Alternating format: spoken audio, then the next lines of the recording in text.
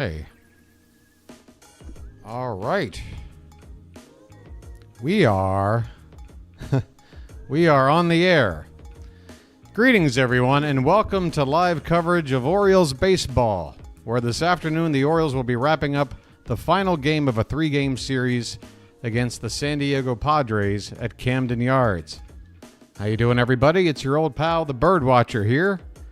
People call me BW for short. That works for me. Welcome in, everybody, for another day of baseball. The Orioles are looking to salvage this final game of a 3-game series after dropping the first 2 to the Padres. And the Orioles, after coming out of the All-Star break with a pair of wins in Texas, have now, have gone 1-5 in their last 6. We have been struggling lately, and we're looking to turn it around today on what is Mo Gaba Day at the ballpark in memory of Orioles superfan Mo Gaba. It's a special day for a lot of reasons, folks, and I'm ready to watch some Orioles baseball today. It's your pal BW, and he's feeling good today. I hope you're feeling good as well there in the Charm City chat. Welcome in. Shout yourself out if you're here. Let me know that you're here, folks. Wow, 14 people? I don't think it's ever been this low. Holy Toledo, is this thing on? Wow. 14 people. All right. Maybe it's just taking a while for things to catch up. Hey, check it out. I would say if you're new here, what's great about finding my channel, but I'm not sure if anybody is new here yet. So I'll give you the short version, which is this channel is dedicated to providing live play-by-play coverage of Orioles baseball all season long.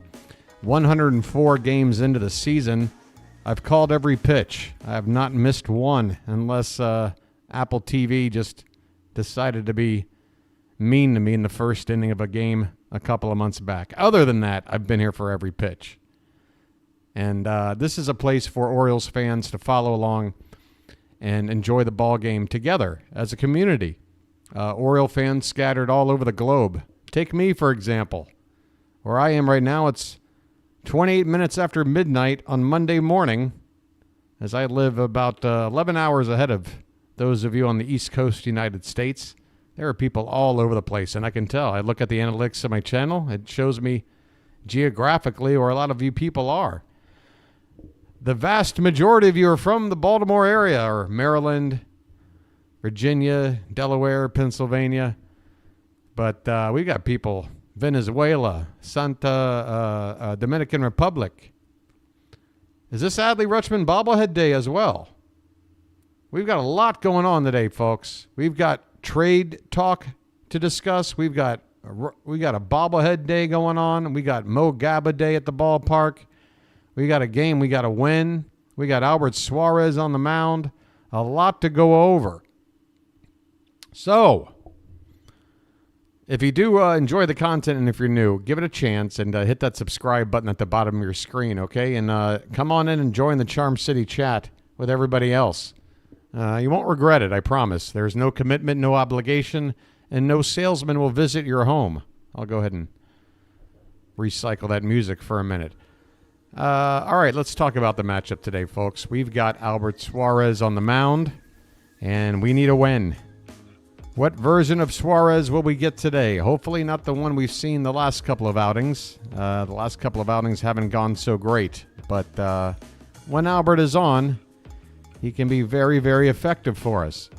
5-4 record, an ERA of under 3.5, and a WHIP of 1.33. 72 1/3 innings pitched on the season. He's going up against Randy Vasquez, a right-handed pitcher who wears number 98. My goodness. Is this guy coming up? Is this a spring training game? 4.17 ERA, 1.49 WHIP.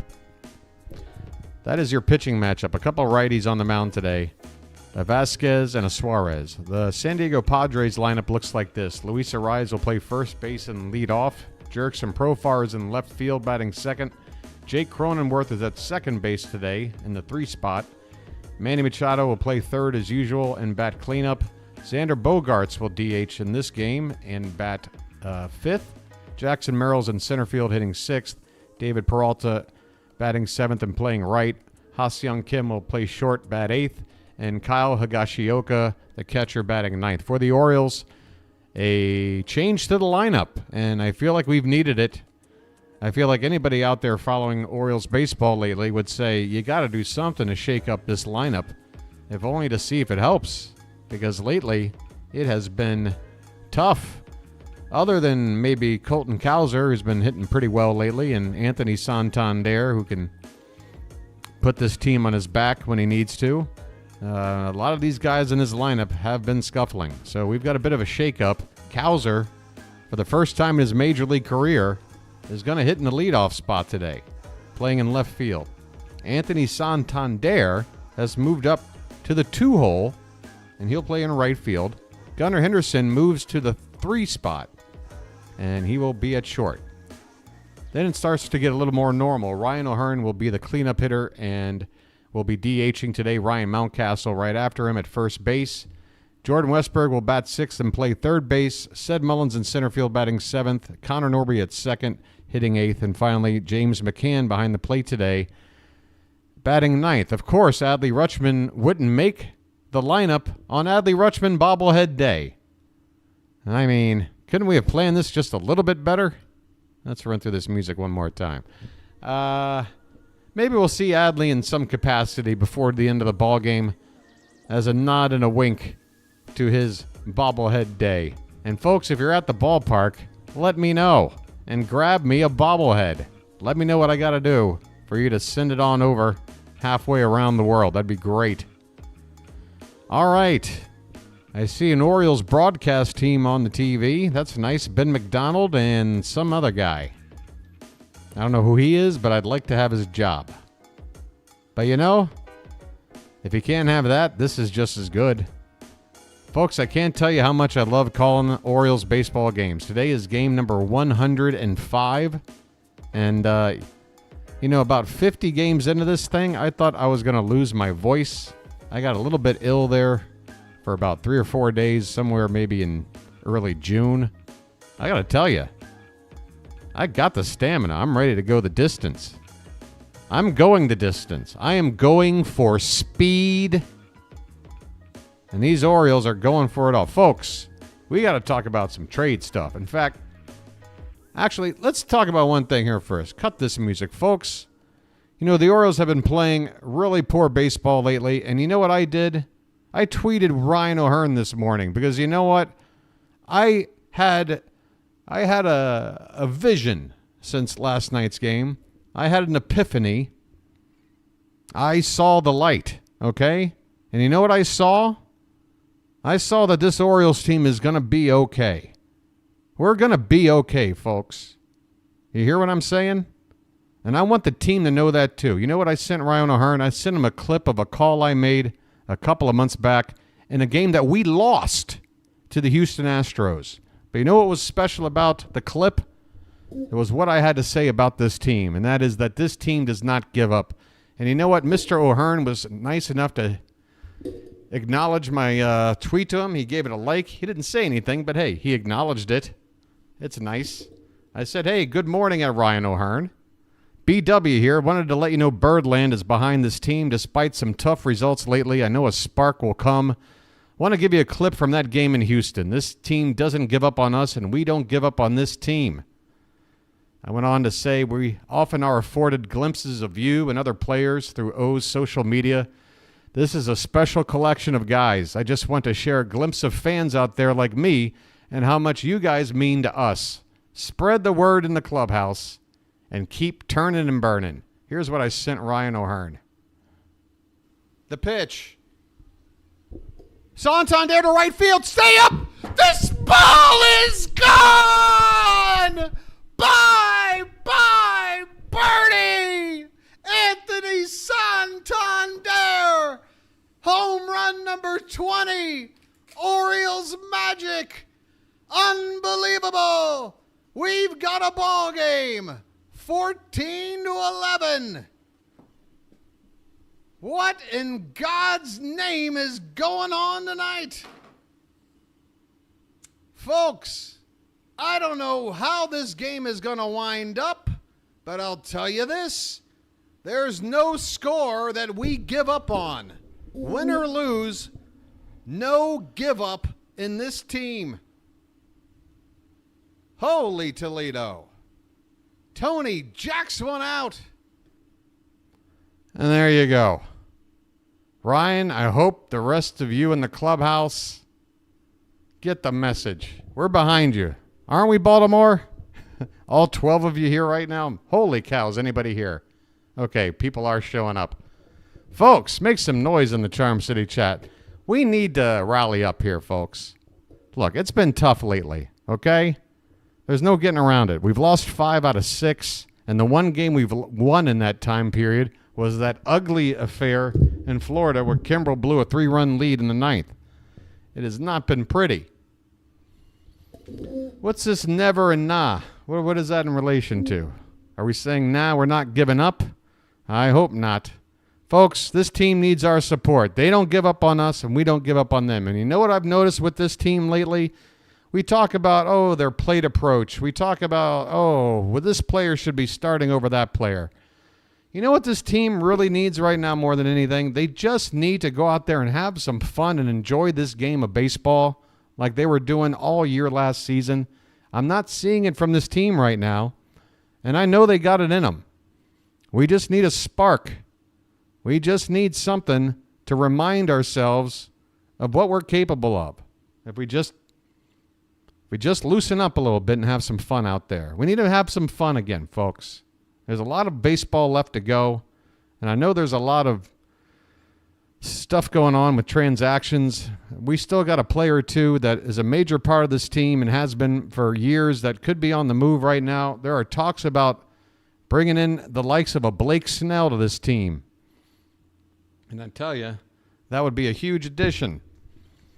But in general, folks, don't give up on these Orioles and be here during the tough times. Because I'm going to tell you right now, if you sit here and you endure these tough times and you stay there for this team and you support them, then when they reach the promised land, when they find that glory, it's going to be all the more sweeter for you than anybody else. I promise you that. We're about to get started, folks. Orioles baseball. Thanks for being here. I'm going to bring it on over to the Yahoo page. I'm telling you right now, I feel like doing a sermon right now. We're underway. First pitch to Luis Suarez from Albert Suarez is low and inside for ball 1. Folks, and I'm not even telling you today we're going to win. I don't know. What I'm telling you is that we're going to be okay. And things are going to straighten out soon. So hang in there. 1-0 pitch is hit into the air to the right side, down in the corner, and foul. Pretty deep down the right field side, but foul. 1-1 the count on Luis Suarez, who comes in today hitting .308. All right. Next pitch from Suarez is well off the plate. Pops out of the glove of McCann and goes to the backstop. 2-1 the count. Hey, hey, hey. It's bad Albert. And when I say bad, I mean badass. 2-1 the count. The pitch is outside. 3-1 on Arise. All right, Sean Fens, that's good to hear. It needs to be let out. We all got to let out some steam here. 3-1 pitch is popped up left side on the third base foul line and into foul ground. Gunnar Henderson makes the catch with Jordan Westberg wisely moving aside. Unlike how things went yesterday, communication was not a problem on this catch made by Gunnar Henderson in foul ground. All right, 1 up, 1 down. And the next batter will be Jerickson Profar, who's been absolutely killing us here through the first 2 games. Comes in hitting .304. First pitch to him is in there, a fastball at 95, a called strike. 18 homers, 66 driven in, 4 for 8 in the series, 2 homers and 4 driven in. 0-1 pitch is a curveball fouled away. No balls and 2 strikes. Here's some other information. Zach Eflin apparently will be starting the first game of the doubleheader tomorrow. So Zach Eflin will make his Orioles debut in Game 1 against the Blue Jays tomorrow. 0-2 pitch to Profar is high. 1 ball, 2 strikes. BW ended up with a lefty Adley. Oh, you're stationed up behind the visitor bullpen. Calvin, spread the word about the channel, why don't you? I mean, if you want to talk about a place to market something. This pitch is high, and the count is 2-2. Take a photo or two, or why don't you? Come on over to the Discord and post it on there. Get your bobblehead up on the Discord. Hey, Froggy or any of the mods, maybe toss in the Discord link when you get a chance. Here's a swing and a foul back straight behind the plate. Still 2-2 on Jerks and Profar here. With 1 out here, top of the first, just getting started.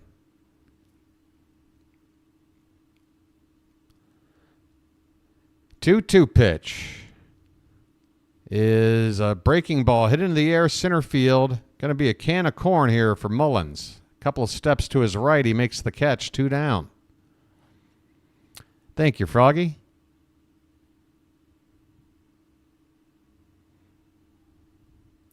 Two down, and that'll bring up Jake Cronenworth, who's DH'd on Friday, played first base yesterday afternoon, and now today will be at second base. 251 average, 14 homers, 60 runs batted in.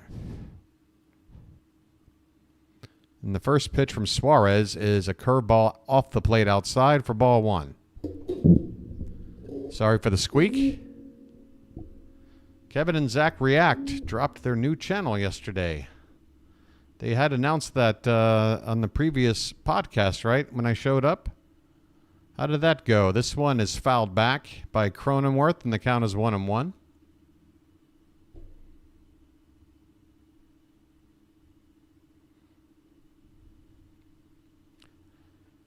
Suarez, with his next delivery, has a curveball over the plate but low. 2 balls, 2 strikes. No, excuse me. Make that 3 balls, 1 strike. No, 2 balls, 1 strike. You know what? I need coffee is what I need. That's the one missing ingredient over here. This pitch is up and away. So now it's 3-1. 3-1 on Jake Cronenworth with 2 down, nobody on in the top of the first. Here's the first panoramic view of the ballpark, and it's looking pretty full. 3-1 pitch is high, and that is ball 4. Jake Cronenworth draws a 2-out walk.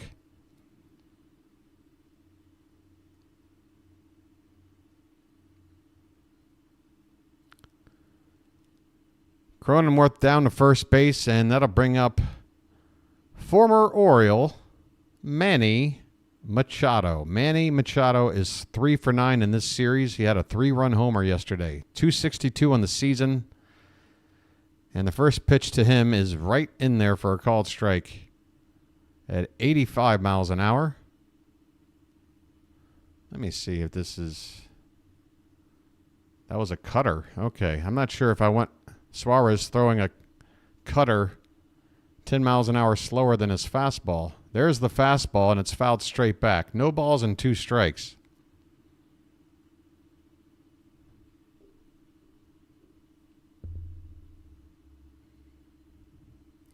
How you doing, the man? Already over 300 subs. Wow. It's amazing what you can do. 0-2 pitch is high, and now it's 1-2 on Manny Machado.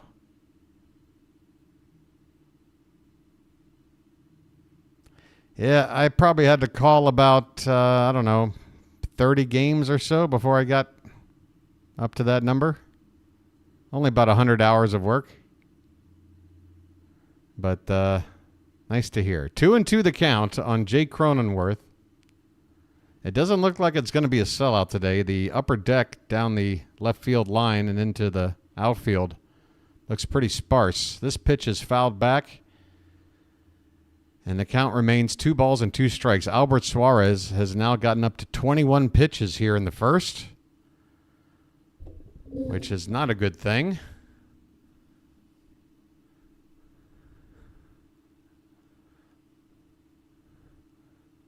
Hopefully he'll get Machado here in the next pitch or two. It's another foul ball on this 2-2 pitch. So we'll do it again.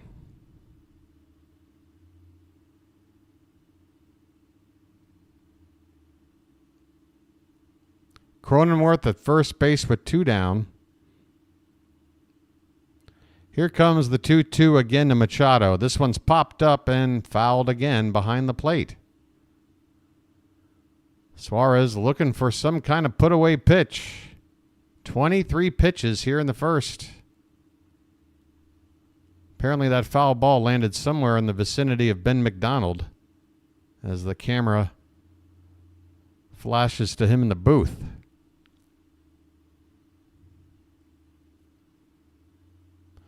Two and two on Manny Machado here. Suarez with a look over at first base. And now he throws over there. Cronenworth back in with a slide.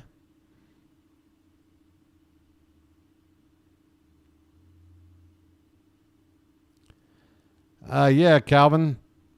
Appreciate it. Again, of the names that are talked about, Blake Snell is the one that's got me excited as this pitch is fouled back. Still 2-2. My goodness, 8 pitches in this at-bat. Albert Suarez is on a pace right now to get to 100 pitches after 4 innings. Pitch number 25 in the first. And it's popped up. Will this stay in play? No. Another foul ball out of reach. Will this at-bat ever end?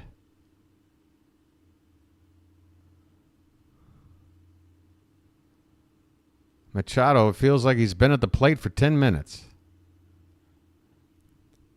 The 2-2 again is off the plate, low and outside. Now we have a full count, and the runner at first will be off with the pitch.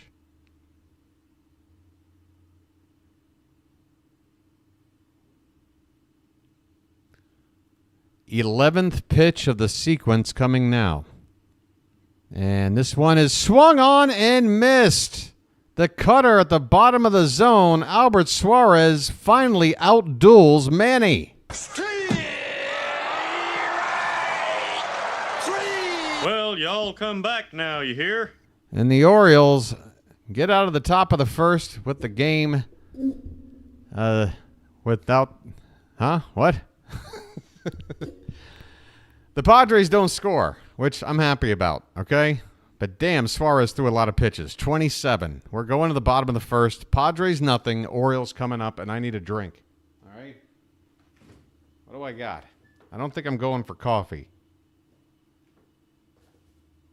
Is there anything left in here?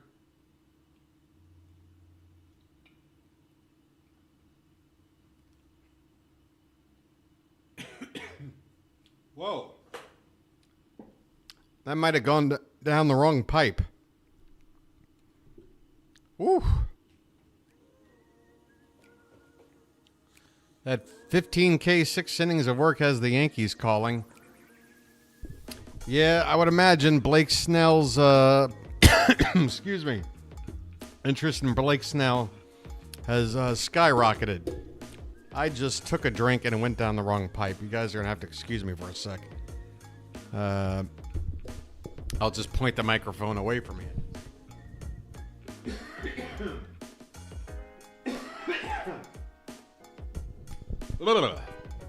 All right. My first coughing fit. Only took 105 games. Let's get this squeaking out of the way too, shall we?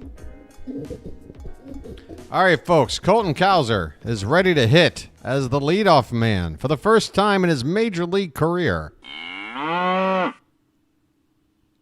Get those cows up in the chat. We need the leadoff cow, the head cow, the cow at the front of the line. Randy Vasquez on the mound, and his first pitch to Cowser is in there for a called strike, a 94-mile-an-hour heater. Vasquez wears number 98. Makes me think he's still in spring training. The 0-1 pitch is at the top of the zone for a called strike 2.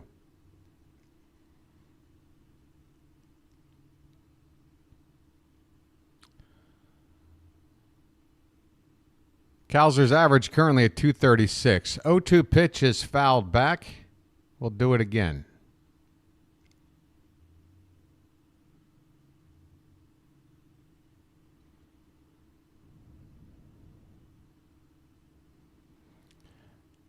It is nice to see the man. It is nice to see. Any sort of a shake-up felt necessary after recent results, as this pitch is off the plate outside. 1 ball and 2 strikes on Cowser. Again, Anthony Santander hitting in the 2-hole today. He's on deck. 1-2 pitch is outside and high. 2 balls, 2 strikes.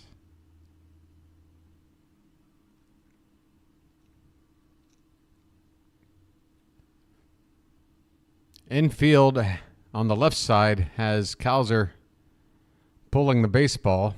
Shortstop almost on line with the second base bag. This one is backhanded at second base on the ground, and popping up and throwing out Cowser is Jake Cronenworth with a pretty nice play for the first out here in the bottom of the first. Cowser grounds out to second.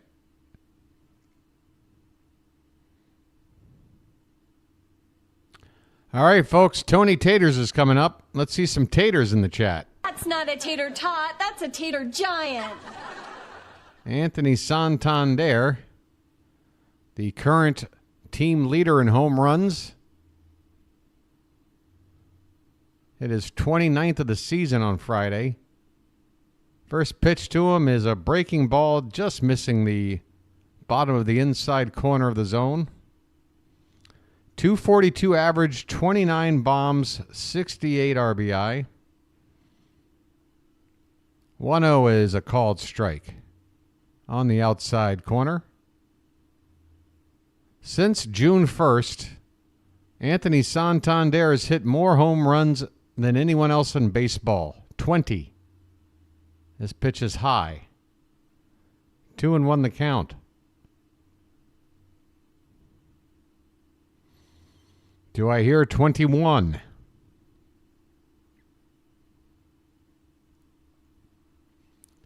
Vasquez's 2-1 pitch is low and outside. 3 balls, 1 strike.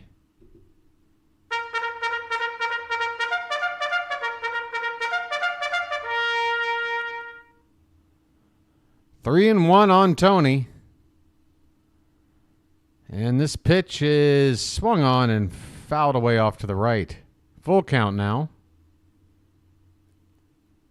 Hey, folks, maybe we should do a lag check. I got a little bit of a worry about the lag time right now. I'll tell a number, you type it in. The number is 1. Nice and simple. Type in the number 1 as soon as possible if you get a chance. I can get a little bit of an idea of what we're working with here. Here comes the payoff pitch, and this one is hit into the air, center field. Merrill going to his left a little bit. He makes the catch for the second out. There does seem to be a bit of a lag issue tonight. Those ones are coming in a little bit late. And I'm trying to figure out why that might be. Before I went on stream tonight, I shut my computer down, and when I started it up, I closed every program I could and opened up every one that I needed to give myself the best running computer possible. But, gee, it does seem like we got some lag tonight. Folks, Gunnar Henderson takes ball 1. Gunnar at the plate. Holy cow, let's go over here. His name's Gunnar, and he's dating my mom. Holy cow, could somebody please become a member right now so we don't have to stare at this number? Here is a base hit in the right field for Gunnar Henderson. All right, that's it. The days of Gunnar as a leadoff hitter are over. Look, let's face it, folks. This dude should be hitting third. All right? Can we just keep him there? I like him there. Turn on the faucet. Gunnar Henderson is on with 2 out. Here comes Ryan O'Hearn.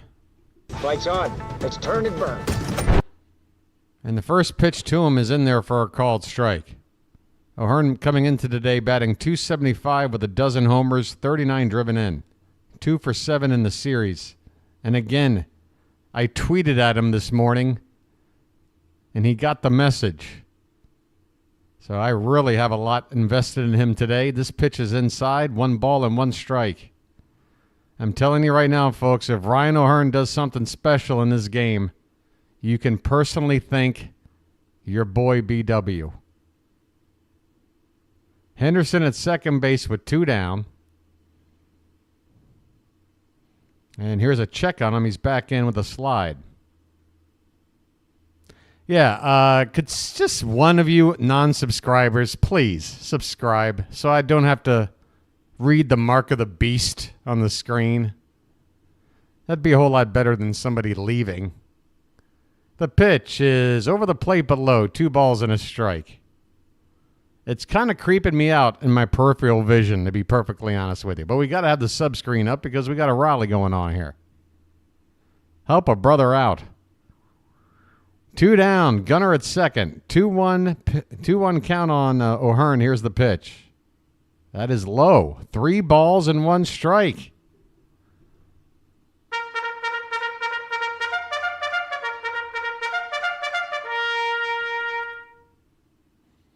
O'Hearn with a hitter's count.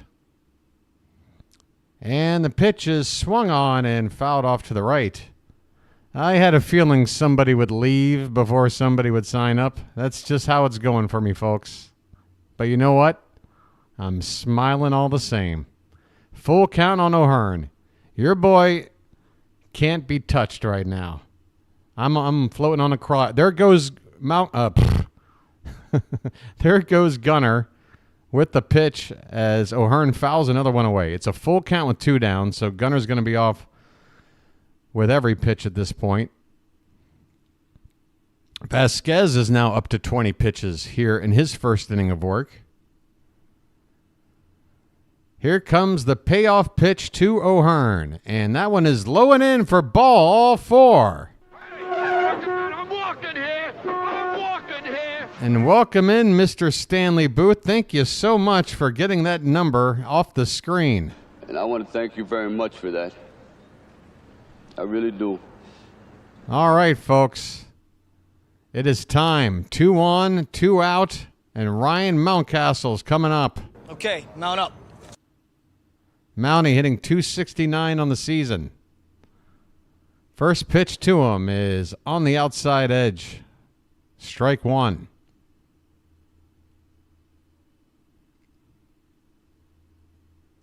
I guess that number is just going to jump around like House of Pain. The 0-1 pitch to Mountie. After a long hold of the baseball by Vasquez, breaking ball popped up on the foul ground first base side. Coming in is Arise to make the catch. And the inning is over. The Orioles get 2 men on base and leave them there. A hit and a walk. At the end of 1 inning, no score between the Padres and the Orioles. Okay, we can leave the sub-screen now. We tried. We tried to rally. Thank you for getting me past the mark of the... Oh, well, now we're back again. We're just having fun, aren't we? Thank you, folks. Thank you for taking this passionate project of mine and all the heart and soul I pour into this and turning it into your own personal amusement. Oh, that's lovely. Hey, here's who's coming up in the top of the second for the Padres. Bogarts, Merrill, and Peralta. All right, here's tonight's beverage. I don't know, but it's got like some kind of rock star guy on there. Anybody ever seen this? I don't know. I saw the guy and he likes to sing, and I like to sing too. So I'm like, all right, I'll try this. Let's see. Anybody like ASMR? There. Mazel tov.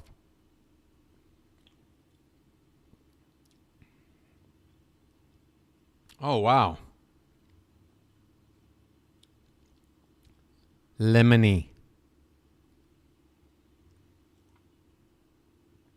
All right. Well, listen, Ryan O'Hearn got the message. He worked a walk. He's doing his part.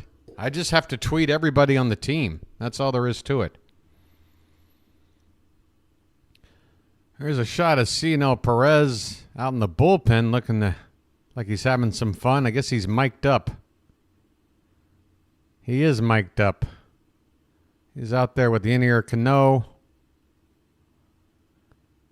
Looks like they're having fun telling stories out there in the pen. And that's what I want to see, folks. I don't want to see a lot of miserable faces out there, despite the fact that our performance would make you go, well, why should we be happy? Why should we be smiling? I don't know, but walk around with a frowny face doesn't seem to help. Xander Bogaerts is at the plate. And he's got a 2-0 count now as this pitch is off the plate. 272 average for Bogaerts. 2-0 pitch is popped up on the right side of the infield. Norby is under it. He makes the catch. So Bogaerts leads off the top of the second, pops out to second base for the first out. Jackson Merrill is up now.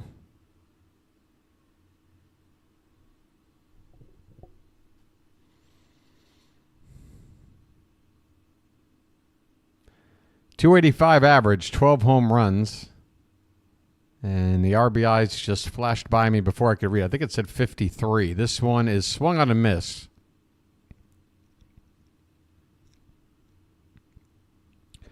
Albert Suarez hoping to get through this inning on less pitches. Got the first out relatively quick. This 0-1 pitch is high. 1 ball, 1 strike. On Jackson Merrill.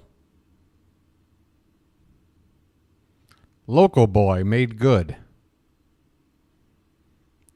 1-1 is a curveball in the dirt. 2 balls, 1 strike. There's lovely downtown Baltimore. Nice camera shot there. This pitch is fouled away. 2 balls, 2 strikes on Merrill with 1 out here. Nobody on, top of the second. Scoreless in the final game of this series. The Padres winning the first 2. The Orioles trying to salvage the final game and avoid the sweep. 2-2 pitch is high. Full count. Another long AB for Suarez.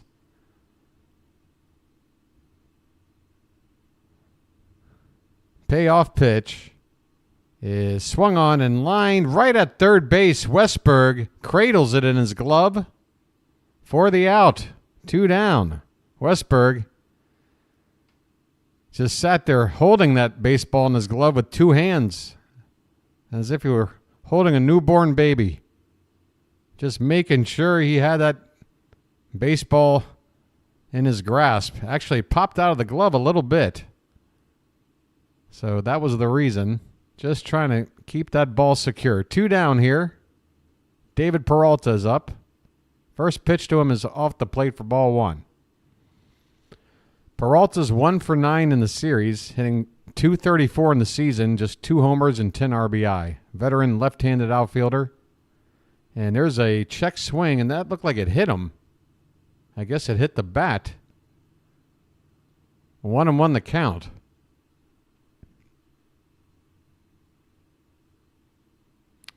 Yeah, Cionel Perez has probably caught more outfield fly balls than Heston Kjerstad has at this point. Here's a curveball that Suarez gets a called strike 2. Looked a couple of inches outside. We'll take it. 1 more strike to get out of the inning. 1-2 pitch is hit on the ground, and Henderson on the second base side of the bag, and what a play! Holy cow! He dives down to get this ball and pops up and throws. Sometimes it can be a very nervous affair, but this time we get it done. Gunnar Henderson with an outstanding play to rob a base hit from David Peralta. The inning is over. We go to the bottom of the second. No score. Nice play there, Gunnar. You did not just do that. That was crazy. All right, folks, I'm going to play a little bit of music. And you know what? Look, I'll try to bring the microphone over here a bit, but I can't even see you guys. You know what? I'm just going to have to go off screen for a sec, folks. I need to work on completing my special lucky for the night.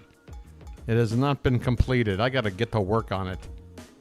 Enjoy this royalty-free music bed, and I'll be right back.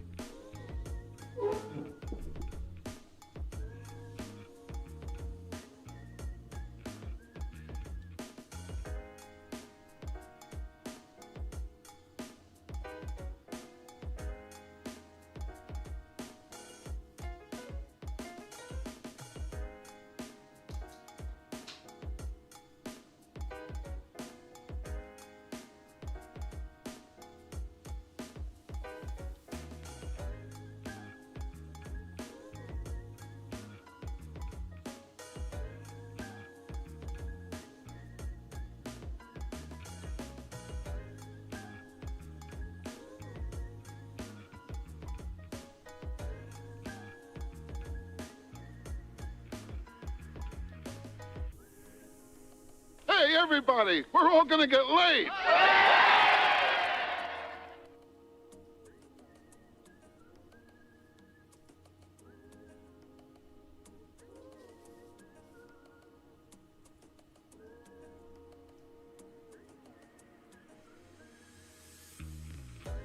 Where you from?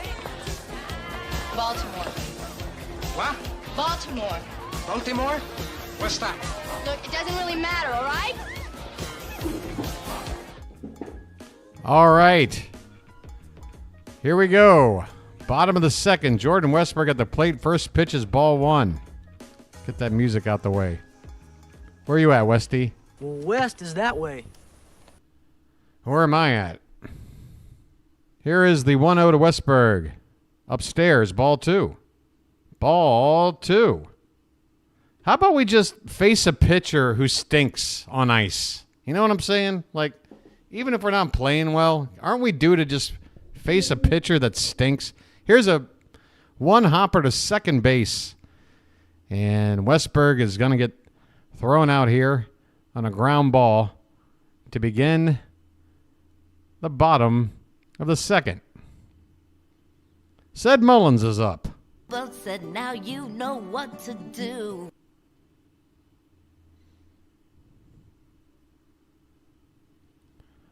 All right. First pitch to Mullins is a breaking ball fouled off to the right. Gunnar shaved his mustache. Again, we need some changes. Gunnar shaved his stash. He moves to hit third, and he gets a base hit first time up. It's a good sign. Here's an 0-1 to Mullins off the plate outside with a breaking ball. Count even at 1-1.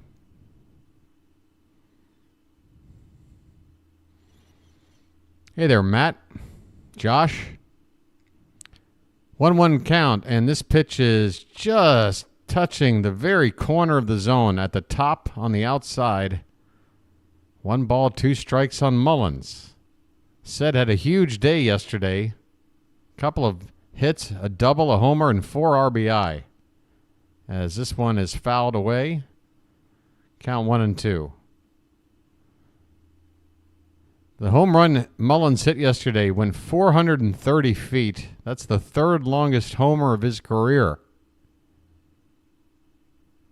I remember when they flashed up that number, I said, really? It went that far? It sure did. This pitch is up and away. 2 balls and 2 strikes. Mullins currently hitting .217.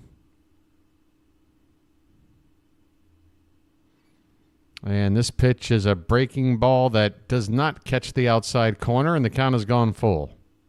Full count on Mullins here with 1 out in the bottom of the second. Base is empty. Connor Norby on deck. Mullins asks for time.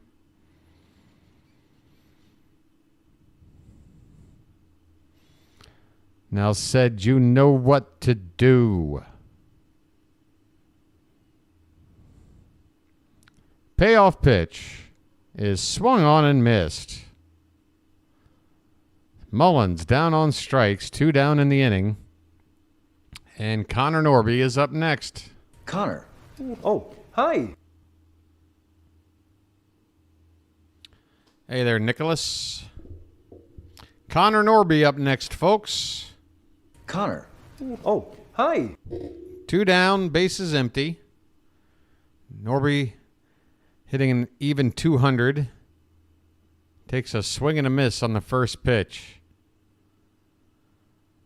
0 for 7 in this series.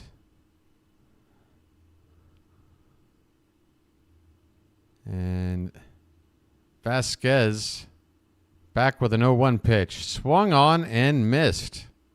Fastball in on the hands. 0-2 the count.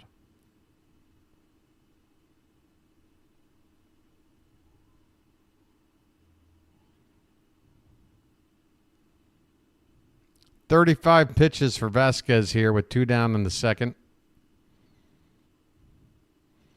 And the 0-2 to Norby is a pitch that breaks off the plate outside. Norby lays off, 1 ball, 2 strikes.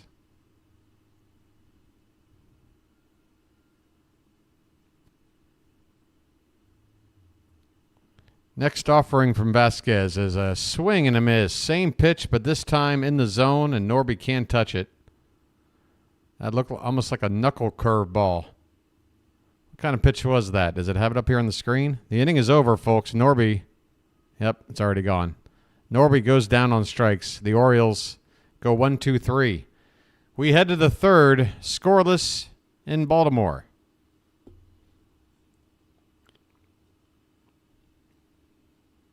What was it? What was it? I had something. What was it I had? There was something I was waiting to tell you guys between innings. Oh, you know what it was? Hey, Matt.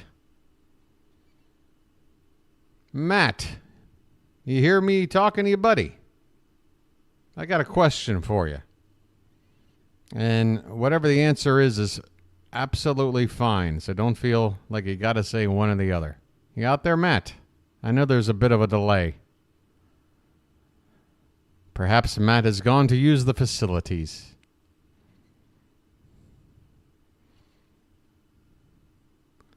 There is no Matt. Holy Toledo. What are the numbers looking like right now? Oh, there you are, buddy. Hey, folks, 38 of you have hit the like button, and I thank you so much. And I'm going to go ahead and thank the others that have yet to do it. I'd appreciate it if you did. Let's get these likes up if you don't mind. Matt, just a quick question, and again, any answer is fine. Don't feel any pressure. Would you like to be a mod for this channel? You're here often enough. You've always been on good behavior. You've been a good supporter of the channel. I think we need an extra helping hand here. Again, it's a no obligation volunteer position. You're free to step down whenever you like. Just wondering if you'd be interested in it. If not, I'll keep searching. More love and more sleep. Oh, look at this photo. Rod Gunner's already got a hit today. Man, how long is the lag on this? I can't tell if...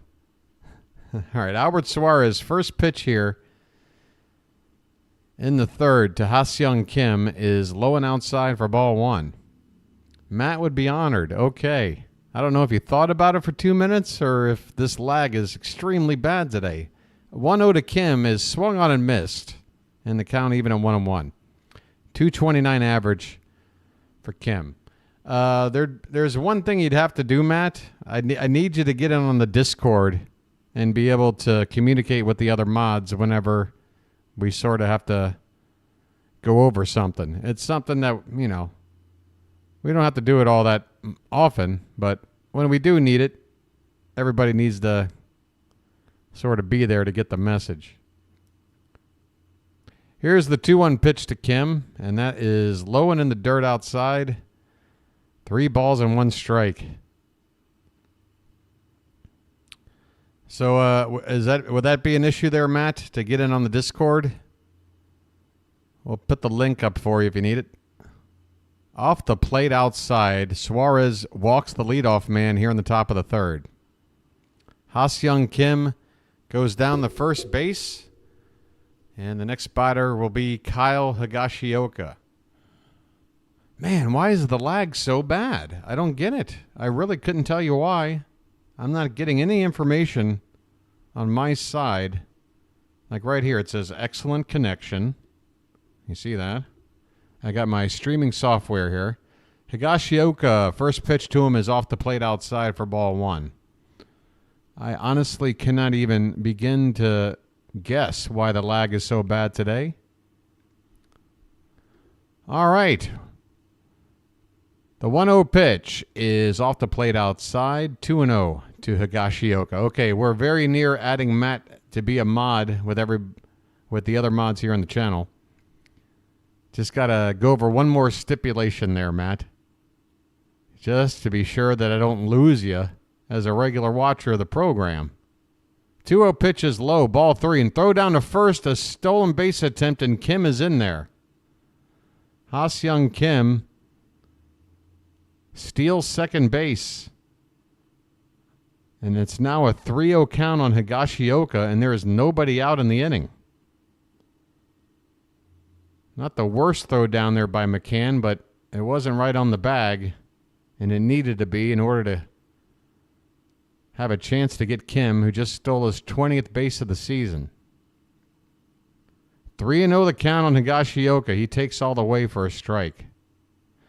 So, Matt, the one other thing is this, and that is, you know, just as much as sometimes I have a need for a mod, sometimes I don't. And sometimes taking a mod designation away is necessary, and it's not an insult or an attack on anybody that's helping out. Here's a line drive right to Gunnar Henderson at short for the first out of the inning.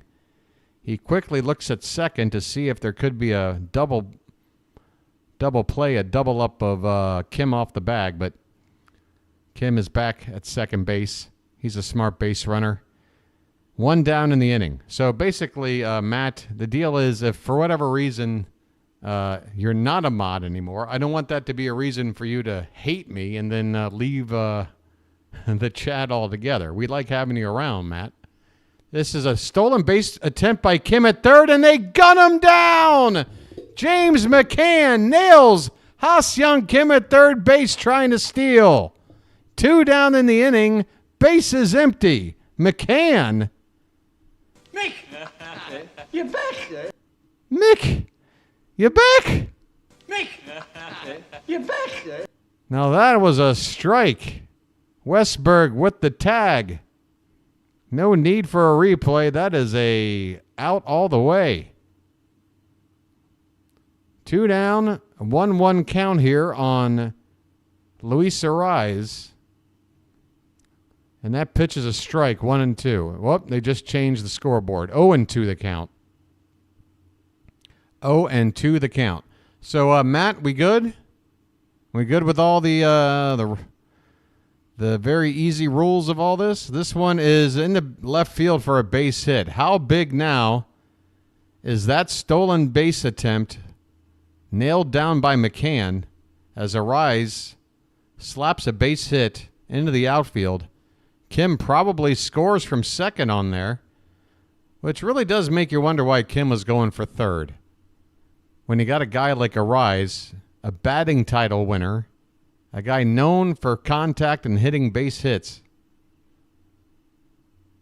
Kim runs himself into an out. The Padres could have taken the lead on that. Profar at the plate, first pitch is ball 1.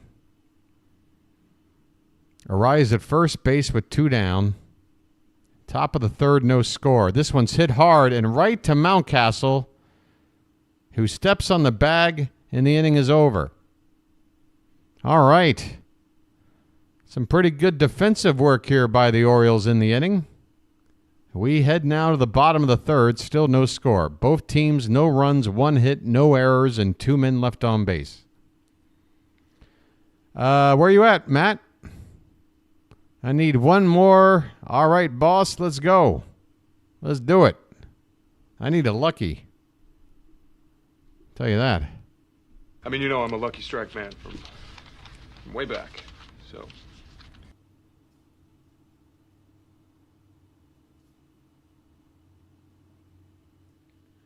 By the way, folks, for those who are just tuning in, if you weren't here at the top of the program, I had a bit of a speech, a bit of a monologue, and holy cow, is this shirt unbuttoned too much? Am I revealing too much of the goods? Folks, I got to tell you something. We had a terrible loss last night. We've lost 5 out of 6. We've lost more than we've won in our last 33 games. It's been tough. And we're sitting here wondering when this thing's going to turn around. Are we just doomed? Because if we're playing like this, even if we make the playoffs, how far can we possibly get playing this kind of baseball? I'm telling you right now, folks, I was right there with you. You felt my frustration. You've been feeling it lately. But guess what? I've turned over a new leaf. I had a revelation since yesterday's ball game. And you know what it is? We're going to be all right. This team is going to be all right. This team is going to find its way. And I'm telling you right now, once this whole trade window thing is done and the dust settles and everybody understands what their role is and who their teammates are, I really have a good feeling that we're going to get on a roll. So I'm not promising anything even today. But what I am promising you is that we're going to turn this thing around. James McCann takes a called strike. That is a promise from your boy BW. Here's a check swing foul in the count 0-2. McCann batting .212. 3 homers, 14 driven in.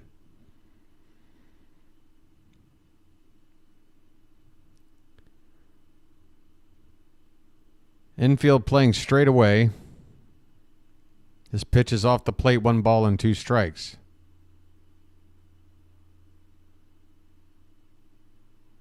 And I'm telling you right now, for those of you in chat right now, watching this game along with me, 1-2 pitch to McCann is outside 2-2. You guys are the real fans. I'm going to tell you something. As far as viewership for my channel, it is a direct reflection of how the Orioles are doing. I had the lowest turnout for any of my broadcasts since the opening week or 2 that I started the channel, when nobody even had found me yet.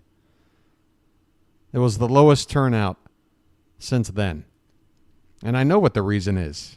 It's because of the way this team has been playing. A lot of people check out, and they just say to themselves, oh, when they turn it around and things get exciting again, I'll check back in. Those aren't the real fans, folks. You guys in chat right now, you're the real fans. 2-2 pitch is low and outside, and the count is 3-2 on McCann. Want everybody here to know that. And it's going to take real fans like us to support a team like this, to break this 41-year drought. Payoff pitch to McCann is tapped foul at the plate. We'll do it again. I'm telling you right now, sometimes I lose focus, folks. But my clarity is starting to return. This is a team of destiny. Again, I'm not saying we're winning today. I'm not saying we're winning it all this year, but I'm telling you, sometime in the near future, we're going to reach the top. It's happening.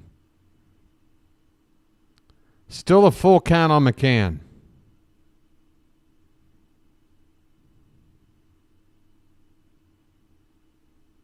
Hey there, Cantankerous. Good to have you back. Hey there, Base.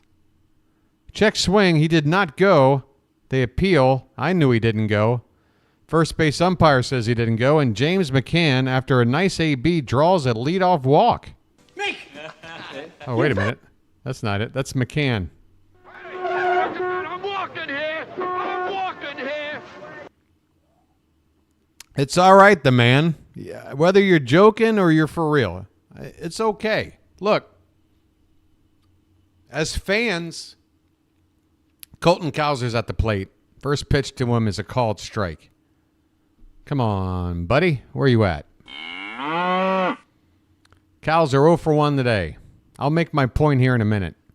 Kim, if you're just typing in the number 1 as a lag check, then you are about 10 minutes behind. I'm sorry, Kim. You might want to, which means it's going to take you 10 minutes to hear me saying this. Cowser fouls us away, and the count is 0-2. Somebody please help Kim get back to live. 0-2, the count on Cowser. Nobody out, runner at first. It is time for a rally. Verv, you were 4 years older than me, and I got a feeling as a 10-year-old, you at least had some memory. I unfortunately did not. Cowser into right center field. That is down for a base hit. And going first to third is the lumbering James McCann. Runners at the corners and nobody out. The Orioles got something cooking here. Turn on the faucet and turn on the sprinklers. First and third, nobody out. A chance to take the lead. And none other than Anthony Santander up next. That's not a tater tot, that's a tater giant. Whoops. Sorry, I hit the mute button by accident. All right, come on, folks. Let's go. We've been waiting. We've been waiting to feel some magic. We've got a meeting on the mound here with the Padres. First and second, nobody out, bottom of the third. Vasquez already up to 49 pitches. Anthony Santander is waiting. Just waiting for a chance to swing that bat. His next home run will be number 30. He's had 20 since June 1st. More than anybody else in baseball since that day. Let's head on over the sub screen, folks. I'm feeling frisky.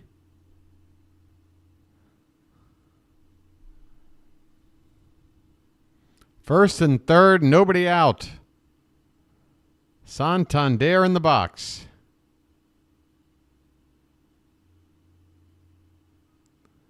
And the first pitch from Vasquez is low and away in the dirt. Ball one. Ball one.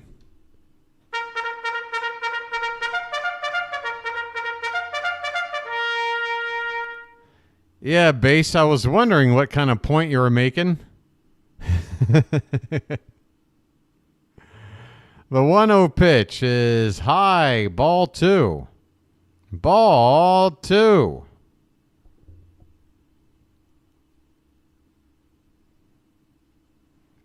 Cal Ripken in the crowd. 2-0 count on Tony. And the pitch is inside. 3-0. 3-0.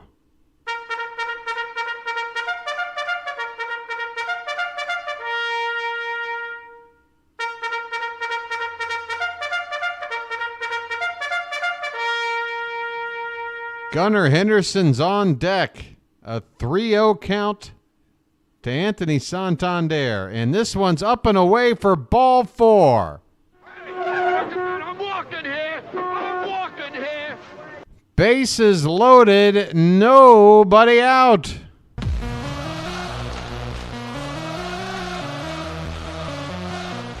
Come on, folks, and none other than Gunnar Henderson coming to the plate. His name's Gunnar, and he's dating my mom. Already with a base hit today and a new leash on life after shaving off the mustache. He looks 18 years old again. And here comes another meeting on the mound. Everybody's there. Machado, Kim, Bogarts. Oh, no, Bogarts is a... Cronenworth's in there. Arise. Higashioka. And the pitcher, Vasquez. Having a chat. Take your time, folks. We'll just wait. Let me have a Diablo sandwich, a Dr. Pepper. Make it fast. I'm in a goddamn hurry.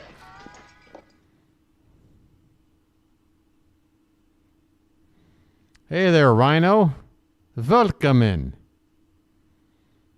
Folks, Rising Rhino, another sports streaming channel you should check out if you haven't done so already. Rhino doing some Olympic coverage along with plenty of other sports. Folks, we've got McCann at third, Cowser at second, and Santander at first. First pitch to Gunnar is low for ball one. Vasquez has completely lost command here. Bases loaded, nobody out, and a 1-0 on Gunnar. The pitch is lifted, foul off to the left and out of play.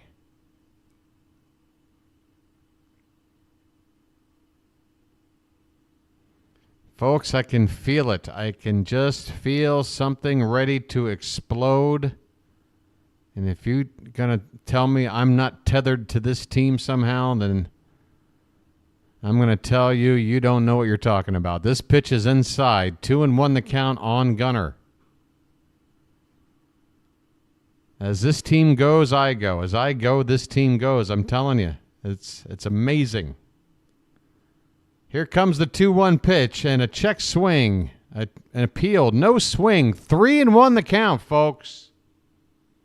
One more pitch out of the zone drives in a run. One pitch in the zone could wind up in the seats.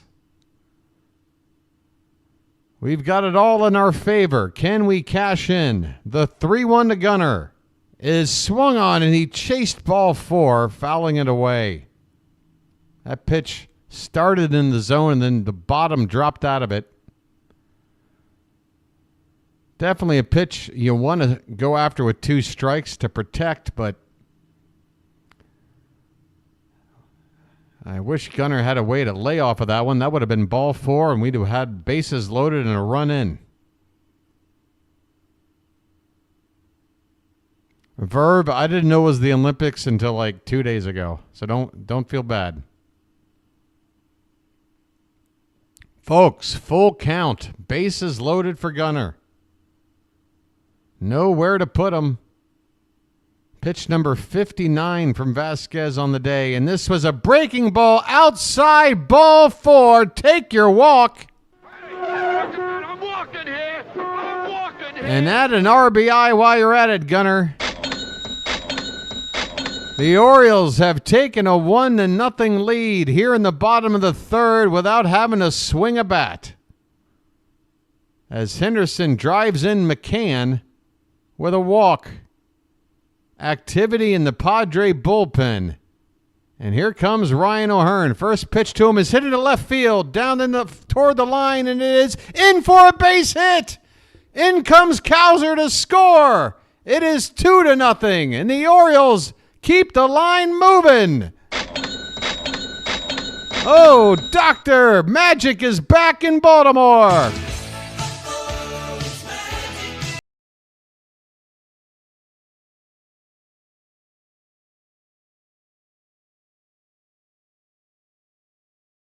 On their offense. And who else than the guy that I tweeted at this morning, Ryan O'Hearn. He got the message. I'm telling you, he's inspired because I told him to be. Here's Ryan Mountcastle. He takes a called strike. Bases still loaded. Nobody out. 2-0 Baltimore. I'm telling you, your boy has found a new leash on life. And for everybody that's here for this game today, you guys are the real fans. Nobody else is seeing this. Swung on and missed by Mountie. It's 0-2. This is the day we turn it around.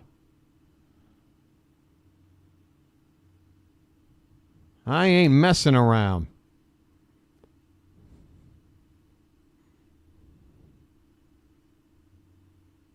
Folks, you want to see that tweet again? I got it up right over here. Where is it?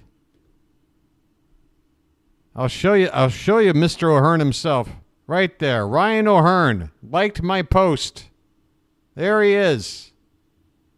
There he is. He's got a very humble Twitter following, but he'll interact with you. Here's a line drive over the second baseman and into right field. A base hit. Santander scores. Here comes another run. 2 are in. It is 4-0 Baltimore. A 2-run single for Mountie. And the line keeps moving. 4-0. Holy Toledo. I told Ryan, share this video. Let everybody know that we're here for this team. They don't give up on us. We won't give up on you. 4-0 Orioles. Let's go! And this might be it for Vasquez. They've already had at least one mound meeting, and that's it. They take the baseball. This guy's done. Hit the bricks, pal. You're done. Well, when you gotta go, you gotta go. You get nothing. You lose. Good day, sir. We've got a pitching change here in Baltimore. It's 4-0 Orioles. And since we've got a moment, folks, here's that moment I'm talking about this morning. I sent Ryan O'Hearn this tweet, and I gave him this clip from that game that we lost. That's right. I sent him a clip of a game that we lost. You know why? Because in that game they showed me something, and that's a team that doesn't give up. Here it is again. Santander to right field. Stay up. This ball is gone. Bye, birdie. Anthony Santander. Home run number 20. Orioles magic. Unbelievable. We've got a ball game. 14-11. What in God's name is going on tonight? Folks, I don't know how this game is going to wind up, but I'll tell you this. There's no score that we give up on. Win or lose, no give up in this team. Ho! Do you remember that, folks? Do you remember that game? Do you remember that game where we did not give up? That's all I want to see this team. I want to see it back in us. A team that doesn't give up. There's too much talent on this team. We're going to turn this thing around. I felt it, people. I felt it coursing through my veins. There was no reason for me to feel optimistic. Albert Suarez hasn't exactly looked great lately. The offense has been a mess, and the defense lately has absolutely crapped the bed. But for whatever reason, it hit me like a ton of bricks. It's time to go back to the same way I felt about that game right there, where it's like, we lost that game, but you know what we did? We didn't give up. That's all I ask. Here's Jordan Westburg at the plate. First pitch to him from De Los Santos is inside for ball one. Let's see if this name's going to pop up here on the screen. There it is. Inyel De Los Santos is in the ball game. He's got an ERA of 4.70. 1-0-1 pitch is hit in the air right side and slicing out a play foul. Westburg. Well, west is that way.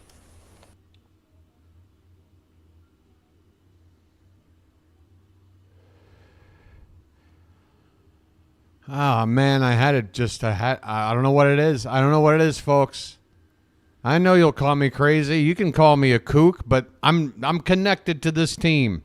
Swing and a miss. And that's strike three. Westburg was hoping he had gotten a piece of it. The umpire said he didn't. Westburg strikes out for the first out here in the third.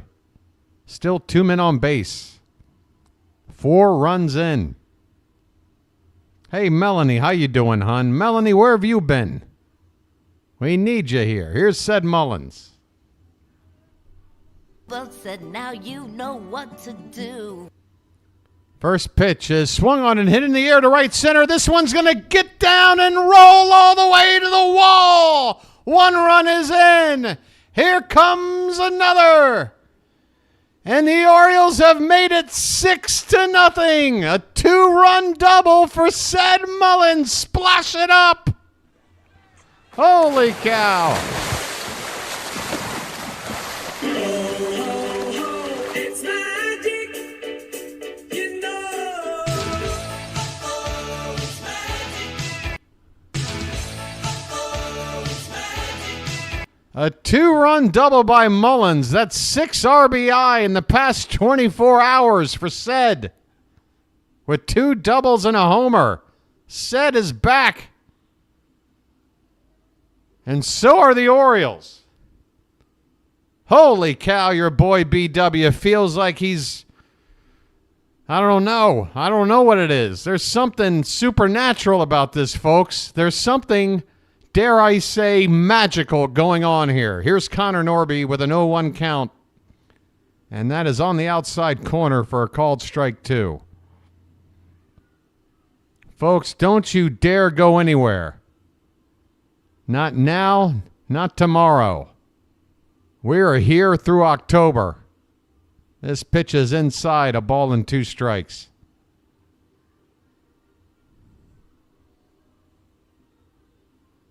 I've come too far and I've waited too long. The 1-2 pitch is hit in the air and foul. Still 1-2. I hope it's infectious, Rod. I hope it. I hope I'm like a disease right now and everybody's picking it up.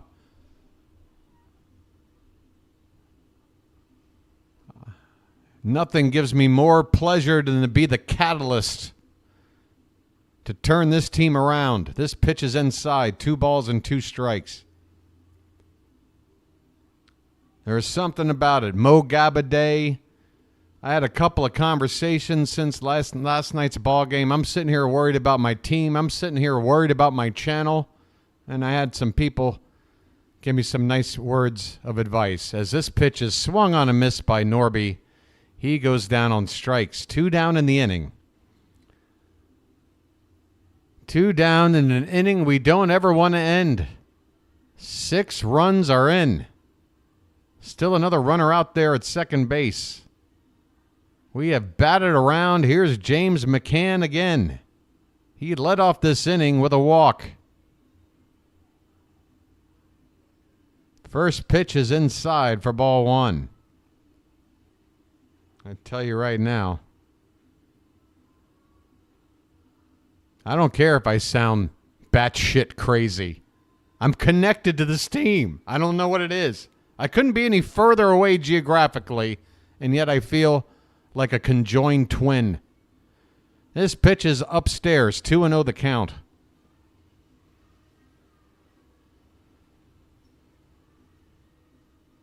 You cannot create enough distance between me and my beloved Orioles. There is no far enough distance. My binoculars are too strong. Here's a line drive, foul down the line. McCann just missed extra bases.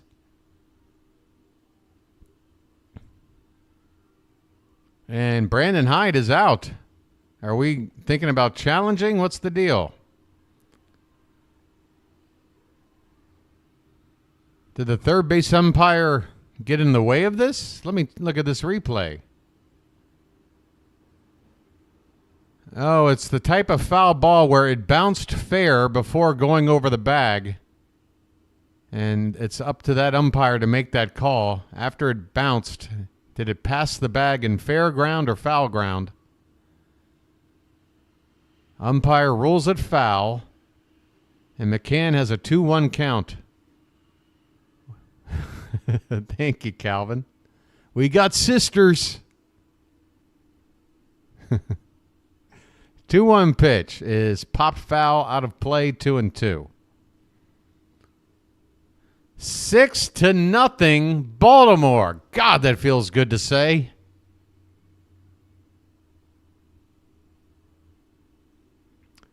Well, Stanley, let's just say if you went any farther away from Baltimore than where I am, you'd already be on your way back to Baltimore. Wrapping around the other side. This pitch is just off the top of the zone, and the count has gone full on James McCann.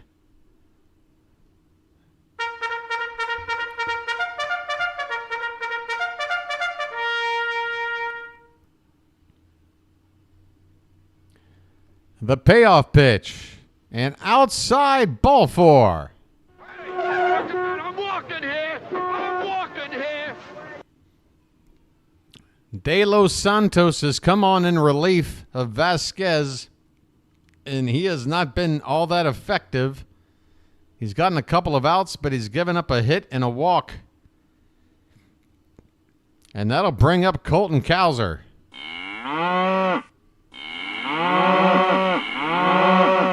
Folks, get those cows up in the chat. Hell, I'll throw in a milkman. I'm in the mood.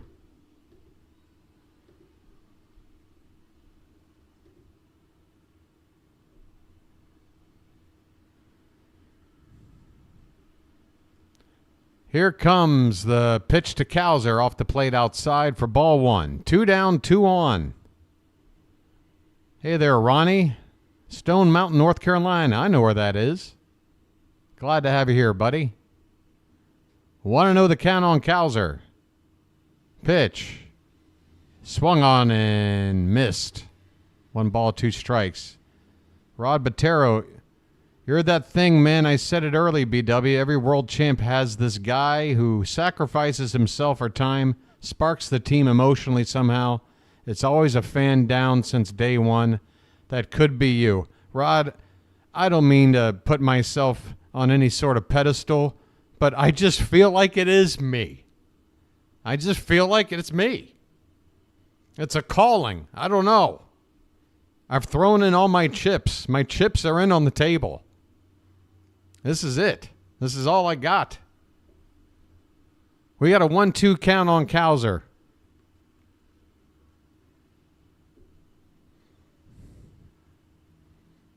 The pitch is off the plate outside, 2-2. The Orioles have been doing an excellent job today extending these at-bats and not just going up there hacking at the first pitch. Just a little patience. And this 2-2 pitch is high. Full count. Runners at first and second will be off with this pitch, and if Cowser can find some real estate, we might be adding on a couple of more runs.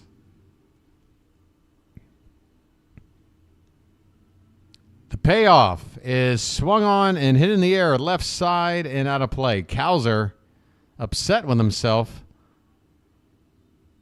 thought he had a pitch that he could do something with. Come on, Colton.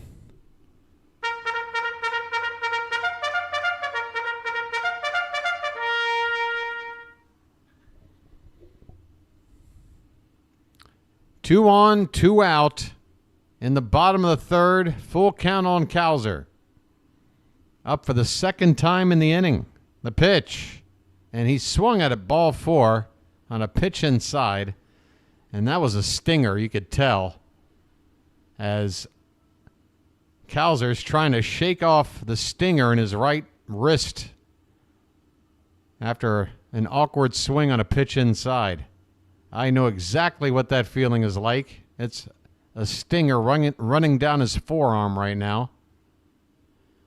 That's what happens when I take a bad swing in the batting cage right there.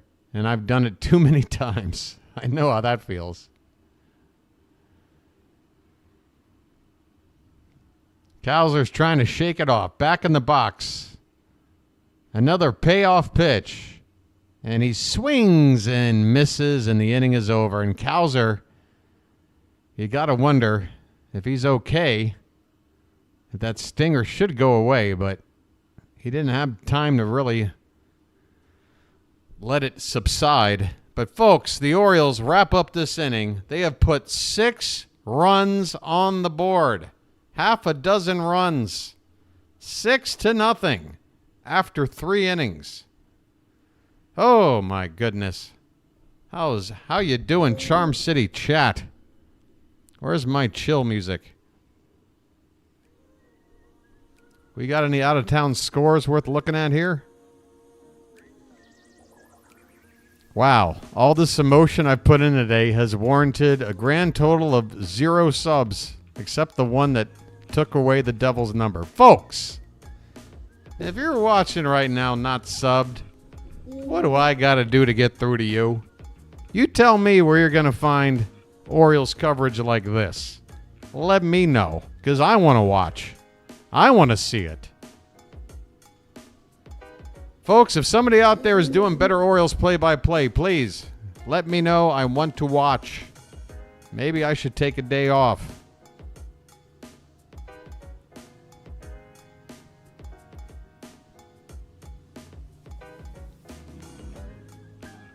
I gotta tell you, folks, I've never been so determined in my whole damn life.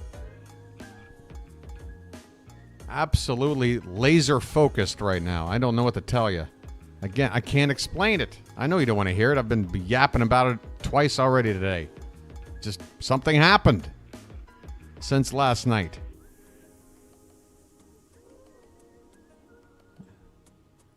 And part of it was going back and looking at some of the old clips that I'd called over the season, trying to remind myself about this Orioles team and what made me so proud of them.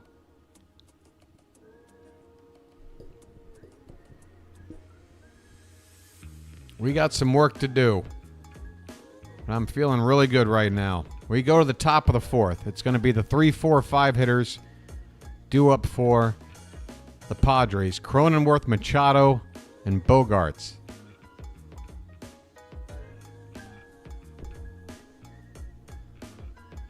Hey, thanks, Fayon. This pitch is on the outside corner from Albert Suarez for a called strike. All right, Albert.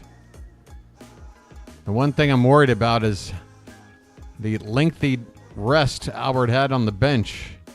As this pitch is grounded to short, Gunnar Henderson backhands, throws across his body, and Mountcastle able to keep his foot on the bag on a throw that wasn't right on the line.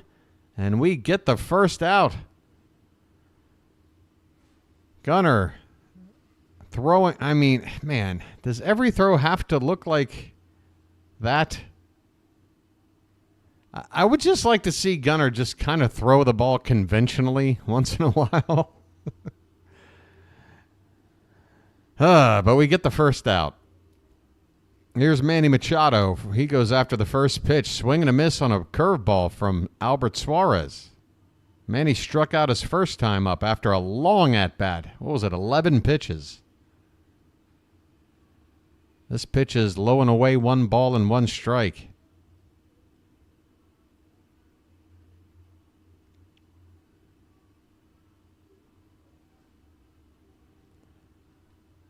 1-1 to Machado. Swung on, hit on the ground. Is that a fair ball? If it is, it's a foul ball. Okay, good grief. Foul ball. 1 ball, 2 strikes.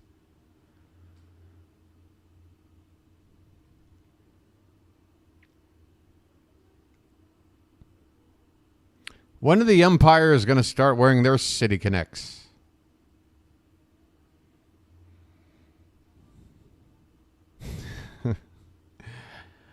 The 1-2 pitch. Suarez with his 61st pitch of the day, and that is low. 2 balls and 2 strikes on Machado.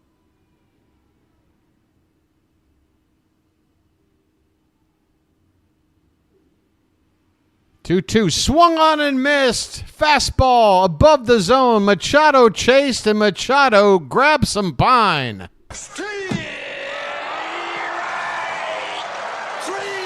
Well, y'all come back now, you hear?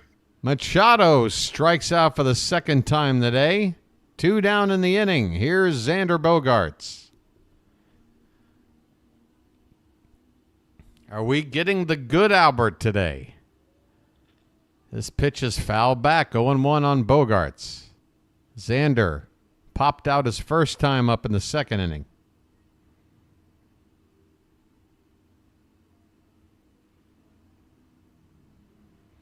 Oh, 1 pitch. Breaking ball, fouled away off to the left. 0-2 the count. Suarez getting ahead of hitters after giving a couple of walks up early on in the game. 0-2 pitch off the plate outside.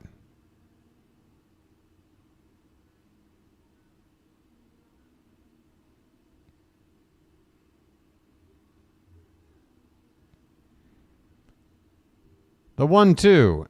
This one is reached for off the end of the bat to left field, and Cowser is right there to make the catch. And folks, an easy 4th inning for Albert Suarez. The Orioles are in a zone. We are in a zone right now. We go to the bottom of the 4th, 6-0 Baltimore. All right, let's take a look for those out-of-town scores then, shall we? I'll just open up a whole new tab, take my chances. The lag is already bad. All right, we have some real contests here. Phillies and Guardians knotted up at 3 in the top of the 5th. Braves with a 4-0 lead on the Mets, bottom of the 4th. Blue Jays, 6-0 lead on the Rangers, also bottom of the 4th. Scoreless between the Astros and Dodgers, bottom of the 3rd. 2-2 ball games between the Royals and the Cubs, also bottom of the 3rd. Brewers with a 2-1 lead over the Marlins after just 1 inning of play. Twins with a 2-0 lead on the Tigers. That's going into the bottom of the 5th. Mariners up 3-0 on the White Sox in the 3rd. And Cardinals and Nationals tied up at 2 going into the bottom half of the 3rd. Everything else coming up in about an hour. As far as the afternoon games go, Giants and Rockies, Angels and A's, Diamondbacks and Pirates, and of course, Sunday Night Baseball. What other game would it be? Red Sox and Yankees. Probably going to be asleep for most of this. It's starting at 6 a.m., but I'll probably wake up in time to see the end. All right. Folks, how's the like count doing? Because the sub count's going nowhere. All right, we've got 113 of you here right now, folks. I'm giving you my everything. I'm going to ask you for a little favor in return right now because we've got a little break in the action. Folks, if you're watching right now, if you don't mind, there's a thumb at the bottom of your screen. If you tap it, it turns bright white. And what that does is it helps out my channel. And I'd really appreciate it if you just took a second to do it as we get started here in the bottom of the 4th. Anthony Santander at the plate. Folks, hurry up and get them taters up. He goes after the first pitch and fouls it behind the plate, out of play. 0-1 the count. Who's in the mood for some tater tots? I am. There they are.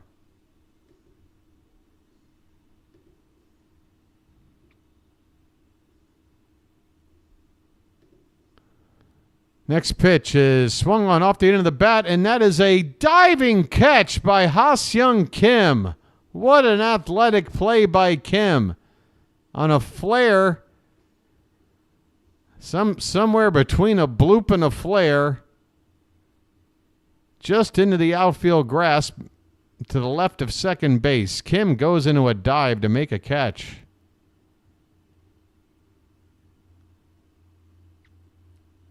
That ball had a lot of movement on it, too. It was an inside-out swing that sort of knuckle-balled its way out there. Not an easy catch at all for Kim. Here's Gunnar Henderson. We got to go back here now. He takes the first pitch for a called strike. His name's Gunnar, and he's dating my mom.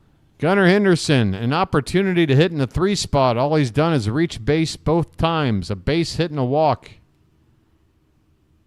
0-1 pitch is off the plate outside. 1-1.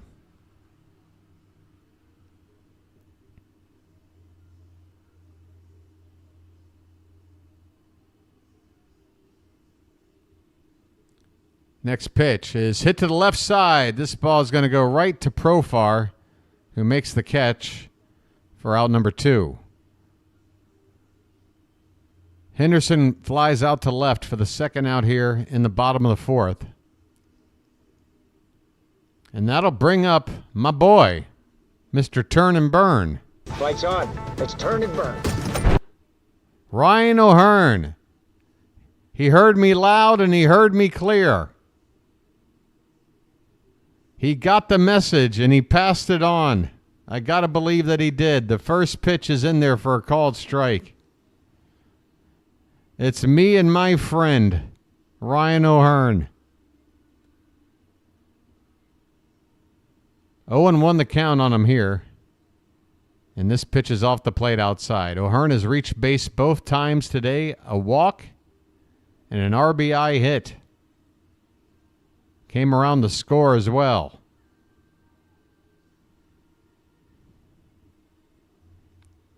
One pitch from De Los Santos is in on the hands on O'Hearn. He fouls it away.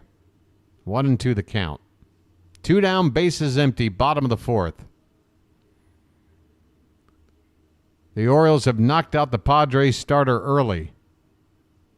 A 6-run third inning.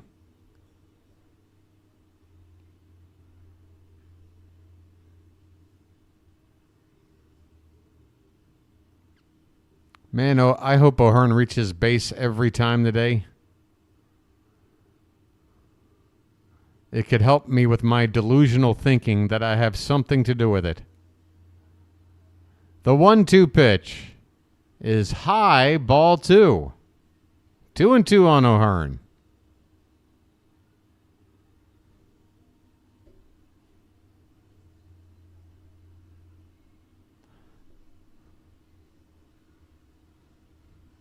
This one's way off the plate, and O'Hearn has worked the count full. He's going to find a way to get on base.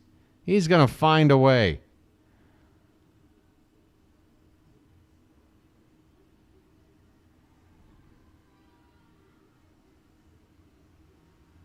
Here comes the payoff pitch, and this one is hit in the air to right field, and waiting on it, coming in now, and he dropped the ball. He missed it. David Peralta couldn't see it.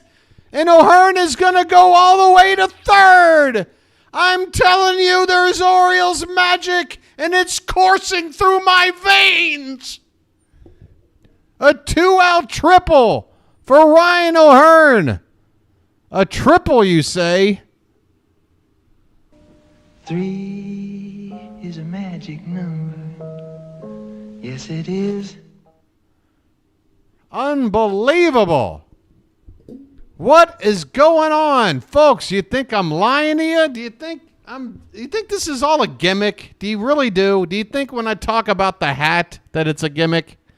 You think it's not a gimmick. It's not. You're witnessing magic in front of your eyes. 0-1 the count here on Ryan Mountcastle. Sorry I missed that first pitch. Next one is low and outside, 1 ball and 1 strike.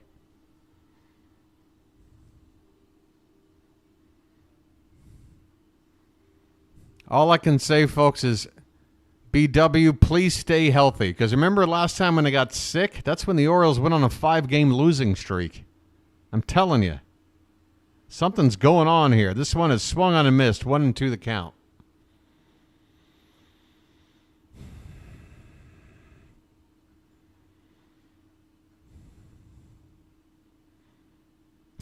The man. 1-2 on Mountie. Runner at third, 2 down. The pitch is swung on, and that one's hit foul off to the right. I tell you what.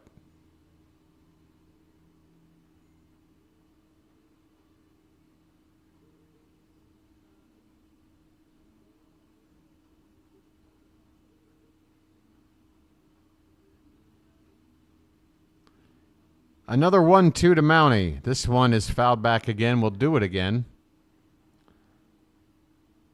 De Los Santos in relief is already up to 40 pitches.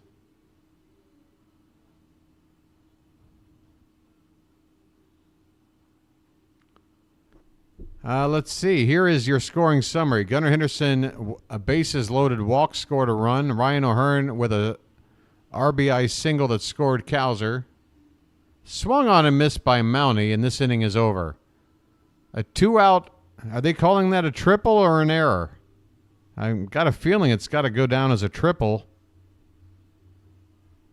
No error given. So Ryan O'Hearn, the man who I reached out to with the best line of the day so far, 2 for 2 with a triple, a walk, a run scored, and a run batted in.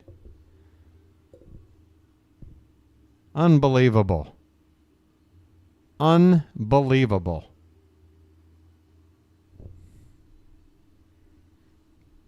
So yeah, the rest of that scoring summary. Mountie with a single that scored Gunnar and Santander. That made it 4-0, and then a 2-run double by Ced Mullen. So yes, no homers with these 6 runs. It's like we're doing all the things right that we have been doing wrong for so long here. For weeks, if not a month and change.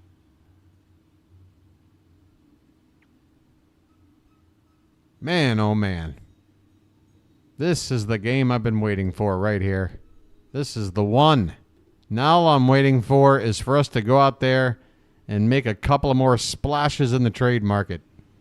This team is going to be locked and loaded. Get me Blake Snell.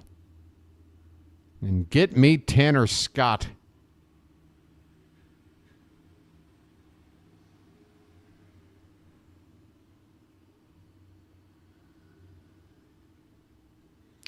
The good old Orioles concession stand, concourse area. For all your nutritional needs.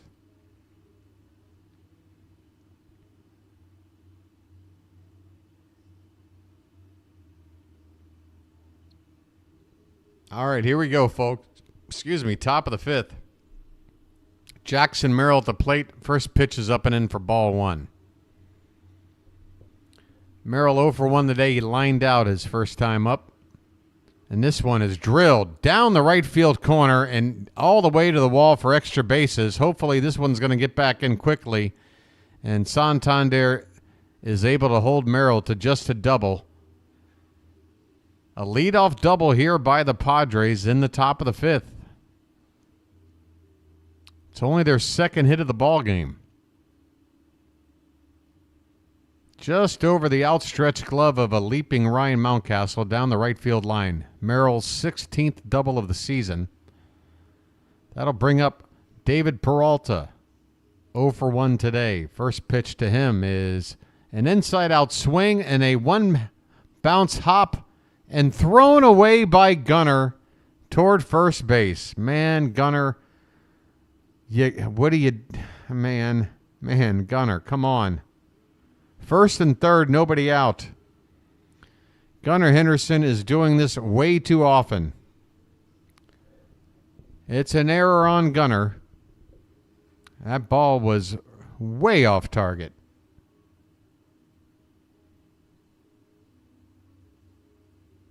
Does he ever just throw a straight? Does every throw have to be running away from first base? Throwing across your body? It's a very athletic-looking sort of throw, but if it's only accurate 55% of the time, I would rather just see a more conventional throw, if possible, Gunnar. You know, not every play has to be spectacular. You're a spectacular player, but not every play has to be spectacular, my friend. Come on. First and third, nobody out. And here's Ha-Seong Kim.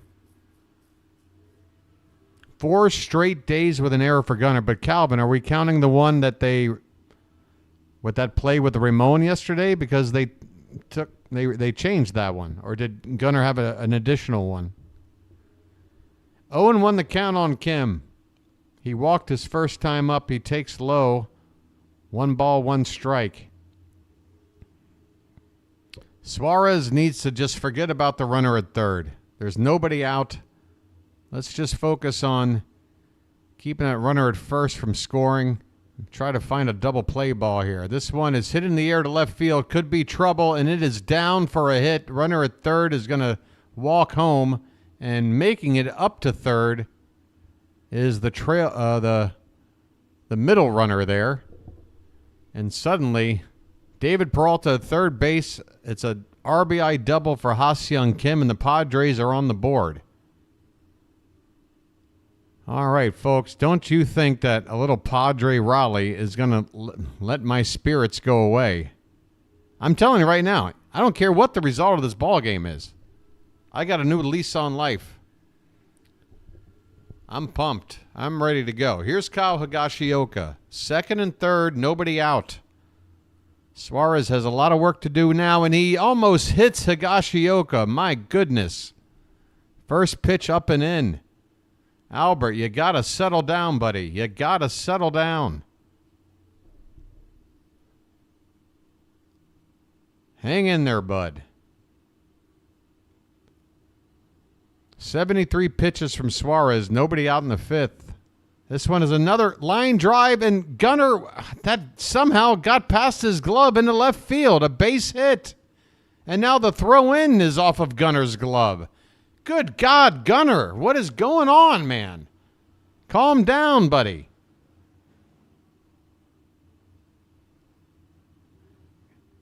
I don't know what that little leaping attempt was there. It seems like he just sort of mistimed it. It wasn't that far over his head. So a second run is in here for the Padres. Still nobody out. Runners at the corners. Tell you what. What are we going to do with Gunnar here, man?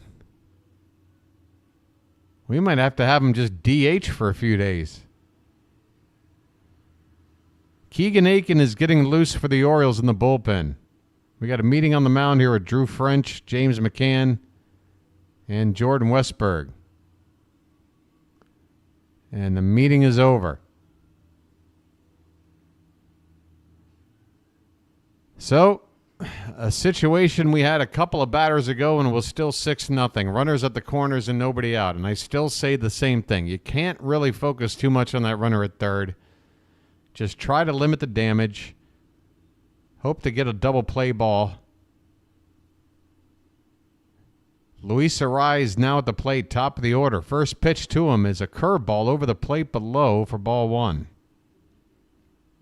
We are in the top of the fifth inning. The Orioles ahead 6-2. Albert Suarez running into trouble here, giving up 2 runs so far in the fifth. This is a called strike, another curve, just touching the top or the bottom of the zone, I should say. Jacob Webb, a righty, joins Aiken, the lefty, in the bullpen. 1-1 pitch, and there's a called strike 2, bottom of the zone, outside corner. Nice location there from Suarez.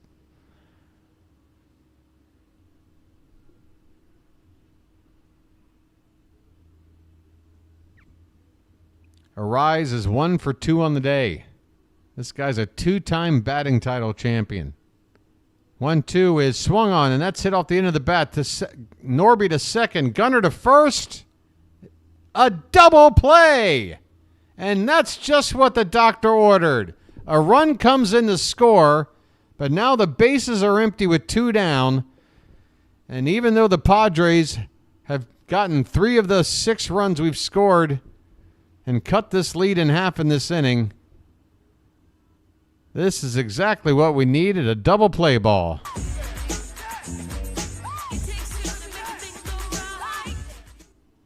Here's Jerickson Profar up there with the bases empty and 2 down, and there's a called strike on the inside corner. Profar does not like the call.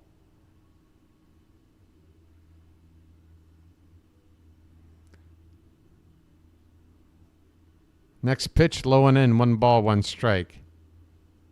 I don't know if a haircut's going to do it, Calvin. Maybe he needs like I don't know. How's his vision? Do we need an eye exam? Get some Ricky Vaughn glasses on him. 2-1 the count now on Profar. Suarez at 81 pitches. Here's 82 in the dirt. 3-1 on Profar.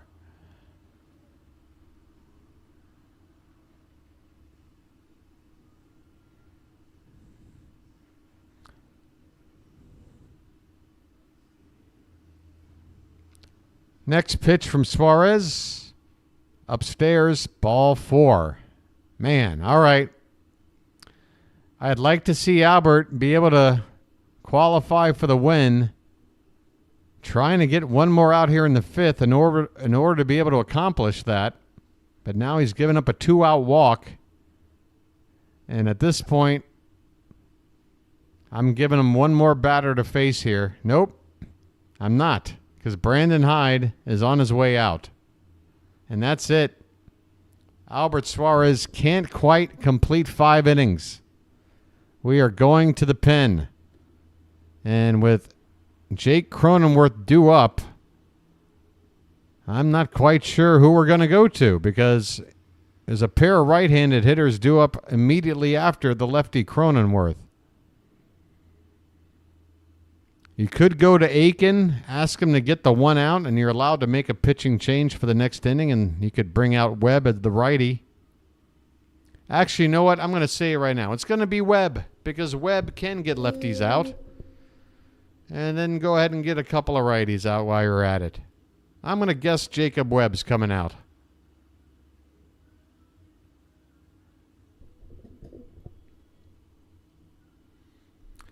Yeah, Suarez pitched okay. Okay. It wasn't that great.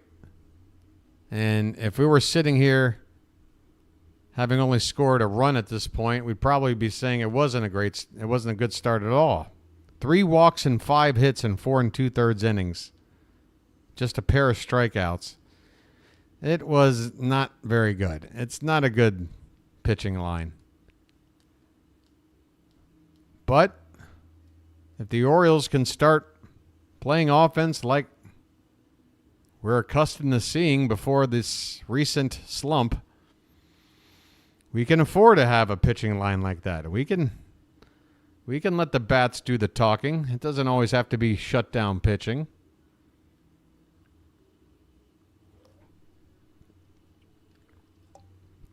My goodness.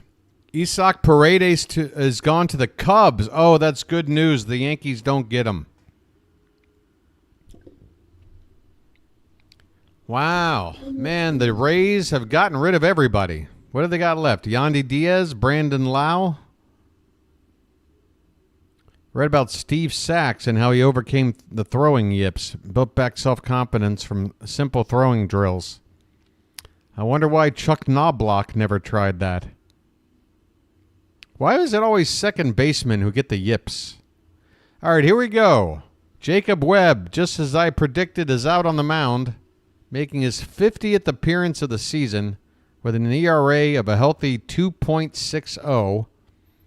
Facing Jake Cronenworth, first pitch is a strike. And that one is just off the top of the zone inside corner. Michael, you're preaching to the choir. I mean, if anybody's been listening to my broadcast lately, I have been very critical of our defending lately. So believe me, I'm not overlooking that at all. Here's a check on the runner at first. He's back in safely. 2 down, runner at first for the Padres. They've got 3 runs in. Webb on in relief of Suarez, trying to get the final out in the 5th. There's a beautiful breaking ball on the back door. 1 ball and 2 strikes.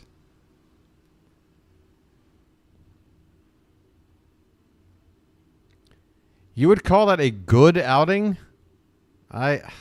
He didn't complete 5 innings. He's a starting pitcher. I don't know how you can label that good, Calvin. Serviceable at best, maybe? I can't use the word good. I can't. Called strike 3. Webb, top of the zone. Cronenworth doesn't like the call, but sorry, buddy. Well, y'all come back now, you hear?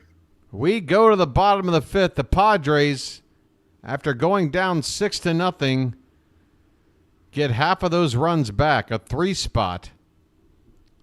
And now we head on to the bottom of the 4th?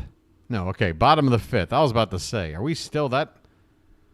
Okay, so this game's half over, folks. Bottom of the 5th coming up. Westberg, Mullins, and Norby due up for the Orioles. I was going to say for the Baltimore. I am sleep deprived, by the way. So maybe these revelations I've had in the last 24 hours, maybe this epiphany that's come over me, maybe it's all just a result of sleep deprivation. That could very well be it. But hey, sometimes you start seeing things when you haven't had any sleep. You start getting visions. I like the vision that I got. It's a good vision.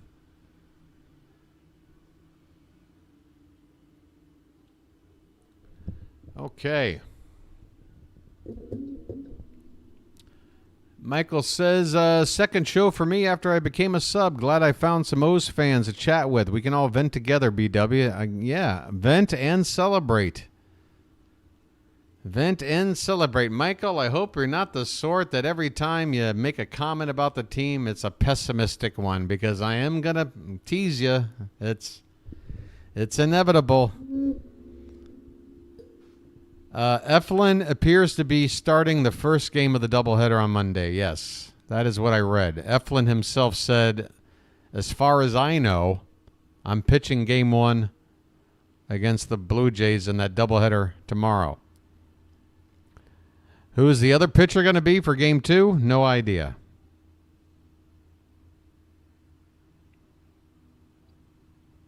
I'm glad you're pumped, my friend. I am pumped too. I only wish I had time to roll my special lucky. I would be enjoying one right now. Okay, folks, we've got a new pitcher out there. It's who is this guy? Look out. Alec Jacob. Alec Jacob, a right-hander, number 37, and Jordan Westberg at the plate. First pitch is a strike. Come on, Westberg. Well, West is that way. This one is way off the plate. Alec Jacob has somewhat of a sidearm delivery. Maybe a 3/4. Not a full submarine, but it is definitely a sidearm delivery. He whips that ball in there. This one's off the plate outside. 2 balls and 1 strike on Westberg, leading off the bottom of the 5th.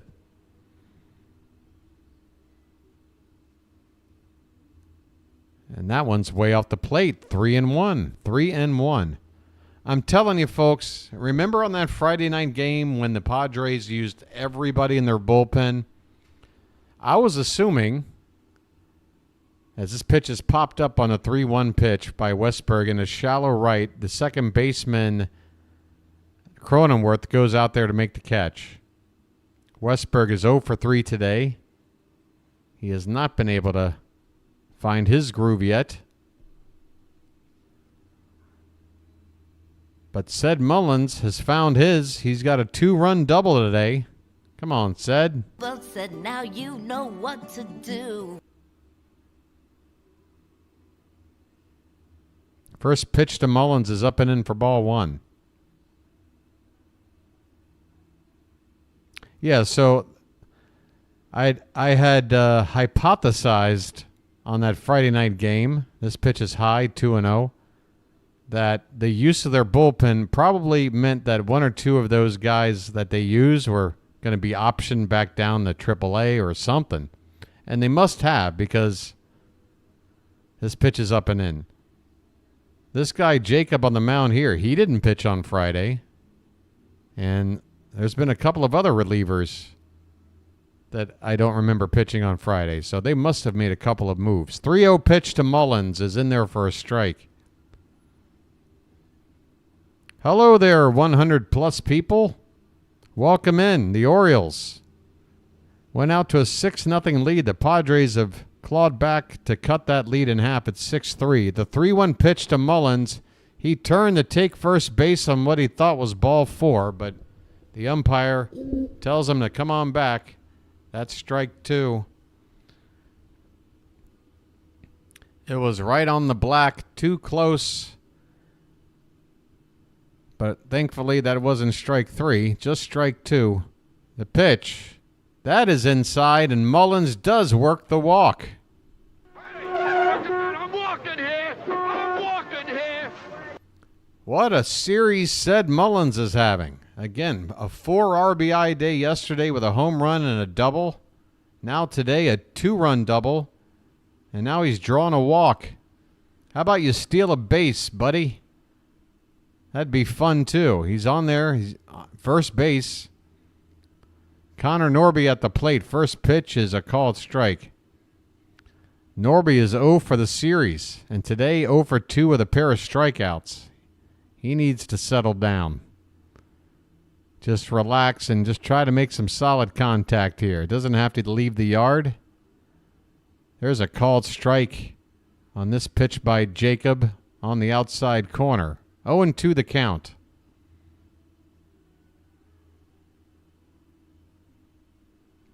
Well, the man, you better not stop telling him. Now that you've established something that's working, you got to keep it up. This pitch is fouled away. Still 0-2 on Norby.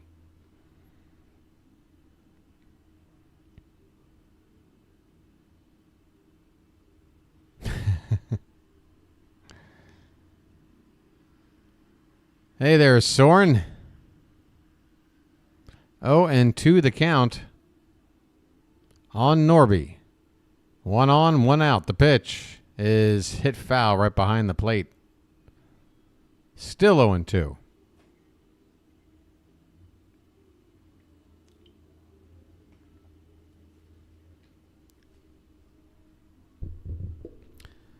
Oh my goodness, somebody has a Joe Boo bobblehead. This pitch is swung on and missed. Norby went out of the zone for that one, and he is 0 for 3 with 3 strikeouts. Folks, I got a feeling you're not going to see Connor Norby. Well, it's a doubleheader tomorrow. You will see him. You'll see everybody tomorrow. That's how doubleheaders work.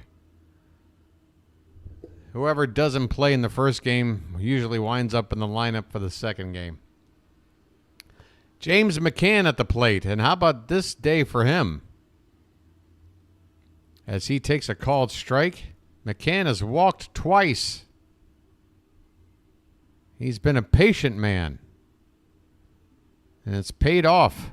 Came around the score once. Mullins a threat to steal in this spot with 2 down. You'd love to see him get to second base. As this pitch is low and outside, that would have been a good pitch to run on. But Ced does not. 1 ball, 1 strike. Come on, Ced. This is absolutely a spot to run. A 3-run lead, 2 down in the inning, and a guy at the plate that you're just hoping to maybe get a base hit somewhere in James McCann. Come on, Ced, take off. He's still not running, and this is a base hit into left center field. And Mullins is going to try to go first to third, and he will make it. McCann, don't get caught off first. Okay, McCann's back in. My goodness. Turn on the faucet. And splash it up.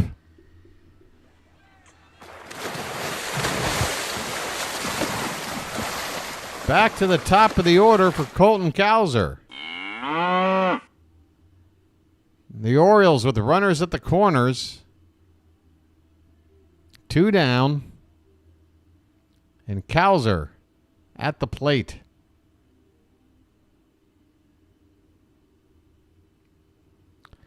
Cantankerous, just for the purposes of...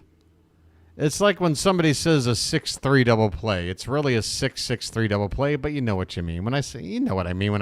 A day-night doubleheader, would that help? Is that the appropriate terminology? A day-night doubleheader? Here's the 0-1 pitch. As that is a called strike. Yeah, the traditional doubleheader, 1 ticket gets you 2 ball games. I mean, that's gone the way of the dodo bird. 0-2 the count on Cowser. Look at him puff his chest out. The pitch is swung on and missed. Top of the zone. Couldn't touch it, and the inning is over. Well, the Orioles gets a couple of men on base. They've now left 7 men on base. That's starting to get a little bit concerning. We go to the 6th inning now. They're ahead 6-3 over the Padres.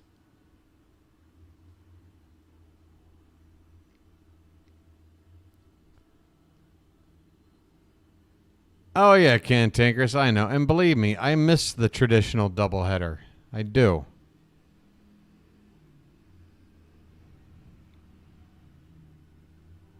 I just like day baseball as much as I can get it. I used to when I lived at home when it was a normal hour. I guess day baseball living out here is not my favorite.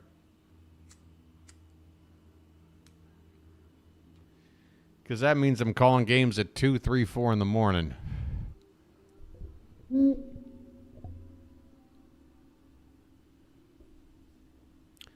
What's a 6-3 double play? Well, it's like a 6-6-3 double play. It's like the double play you've seen Gunnar Henderson do many a time.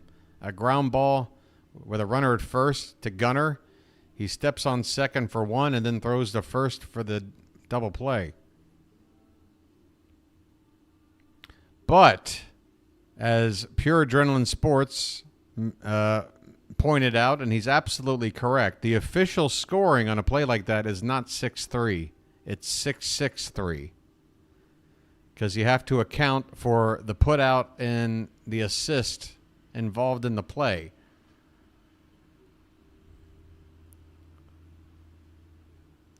But when you hear broadcasters refer to a play like that, they will typically just call it a 6-3. Me and Johnny over at Pure Adrenaline Sports had a discussion about that.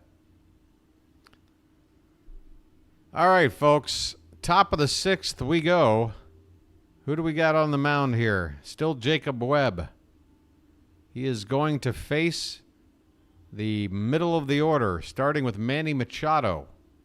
First pitch to him is inside, and Machado chases it, fouls it back, 0-1. Machado has struck out twice today.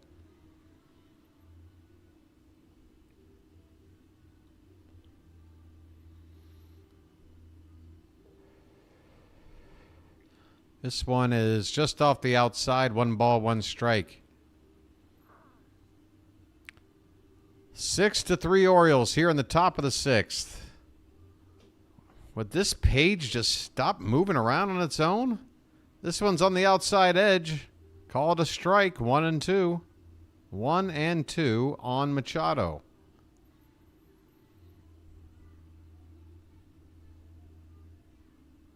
Pitch. That one is hitting the right field down the corner, and that one's going to bounce off the base of the out-of-town scoreboard. And luckily, with the bounce, Santander able to get it back in quickly, holding Machado to a long single.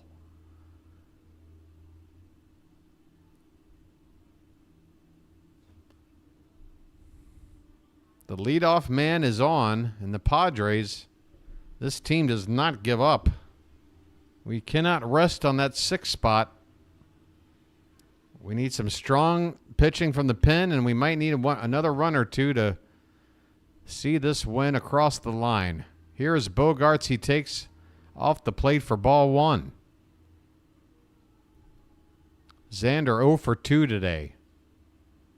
There's a called strike on the outside edge. 1 ball, 1 strike.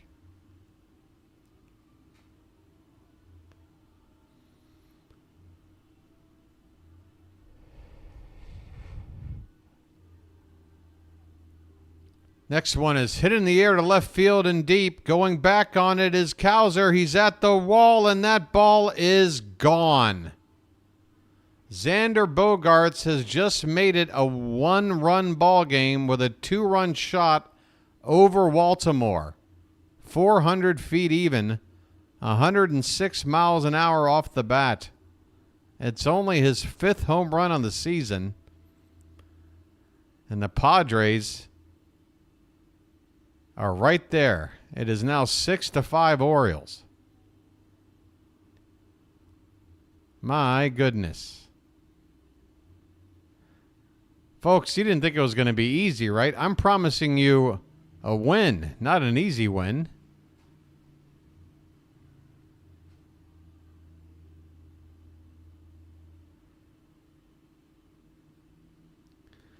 I swear if this page doesn't just sit still. Is there any way to just freeze your page so it doesn't move like this? Swing and a miss by Jackson Merrill to begin this at bat. 0-1 the count. Merrill is 1 for 2 today with a double and a run scored. Still nobody out here in the 6th. Swing and a miss. 0-2.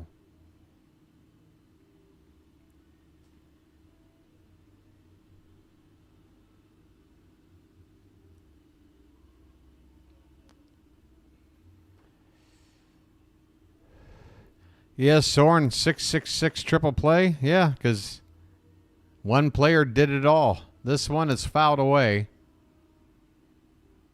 Off to the left. Still 0-2 on Merrill. I could start to feel that late night brain mush starting to kick in. This one's high. 1 ball, 2 strikes. That ball got away from Webb.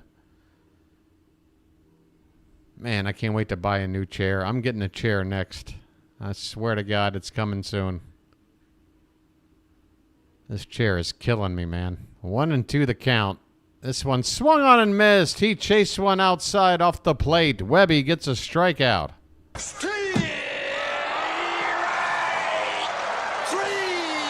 Well, y'all come back now, you hear? First out here in the inning.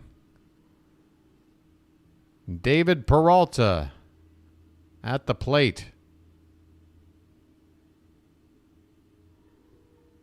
First pitch from Webb to Peralta is swung on and missed, I think. Yes, not a foul ball. Peralta 1 for 2. A base hit and a run scored.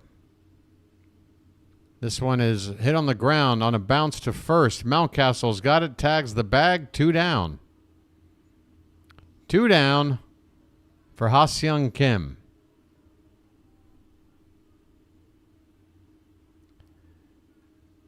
Kim has had himself a couple of nice at-bats. He's got a double, and he's also walked and stolen a base, driven in a run, and scored a run. Also made a fantastic diving catch in the field. First pitch to Kim is in there for a strike at the bottom of the zone, 0-1. No home runs for the Orioles today. 6 runs without the benefit of the long ball. Where's Robert or Randall when you need him? This pitch is off the plate, low and away. 1 ball, 1 strike. I tell you what, the one day Robert O'Randall doesn't show up.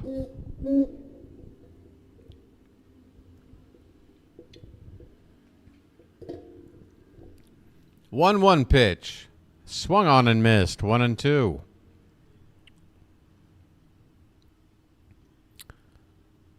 Aiken is still out there in the bullpen. He had gotten up to get loose a long time ago, so he should be ready to go if need be. Swing and a miss! Webb strikes him out. Down goes Kim, and the inning is over. Well, y'all come back now, you hear? The Padres add 2 more runs. They have turned a 6-0 lead into a 6-5 squeaker. The Orioles got work to do. We go to the bottom of the 6th. Baltimore ahead by 1. No. To answer your question in chat. To answer both of the last 2 questions in chat. No.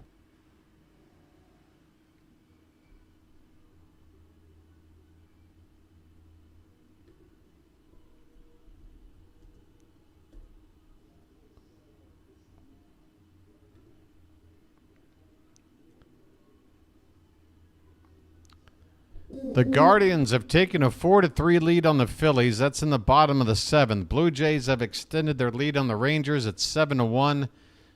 Also going bottom of the 7th. 3-0 Twins over the Tigers, bottom of the 7th. Braves up by a touchdown on the Mets.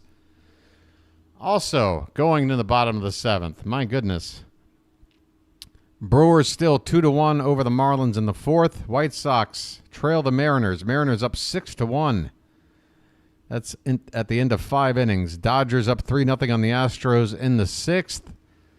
Also in the 6th, Royals 3, Cubs 2. And in the 6th, Nationals 3, Cardinals 2. We've got a couple of games, 3 games coming up in the next half hour. And the Red Sox and Yankees are on the Sunday night baseball game. All right, folks, Anthony Santander is due to hit first. That's not a tater tot, that's a tater giant. Meanwhile, CNL Perez is getting loose in the Oriole pen. First pitch to Tony is in there for a strike. As another inning of work, I should say, for Alec Jacob, still out there on the mound. This pitch is high for ball one. 1 ball, 1 strike. Yeah, parking lot. That news already came in here on the Charm City chat, but thanks for the confirmation. 1-1 pitch is up and away, 2 balls and a strike. The Rays are selling everybody off. They've seen Arozarena go. They've seen Eflin go. They've seen Paredes go. Who's next? 2-1 to Tony. Is swung on and missed. Count even up at 2 balls and 2 strikes. Santander is 0 for 2 today, but he did get a walk and scored a run.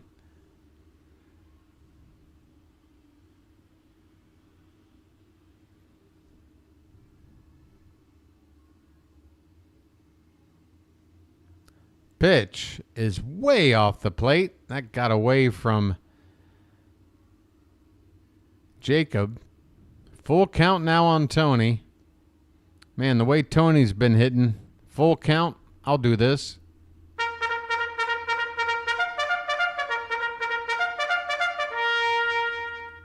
Pitch. Swung on and missed. And Santander strikes out.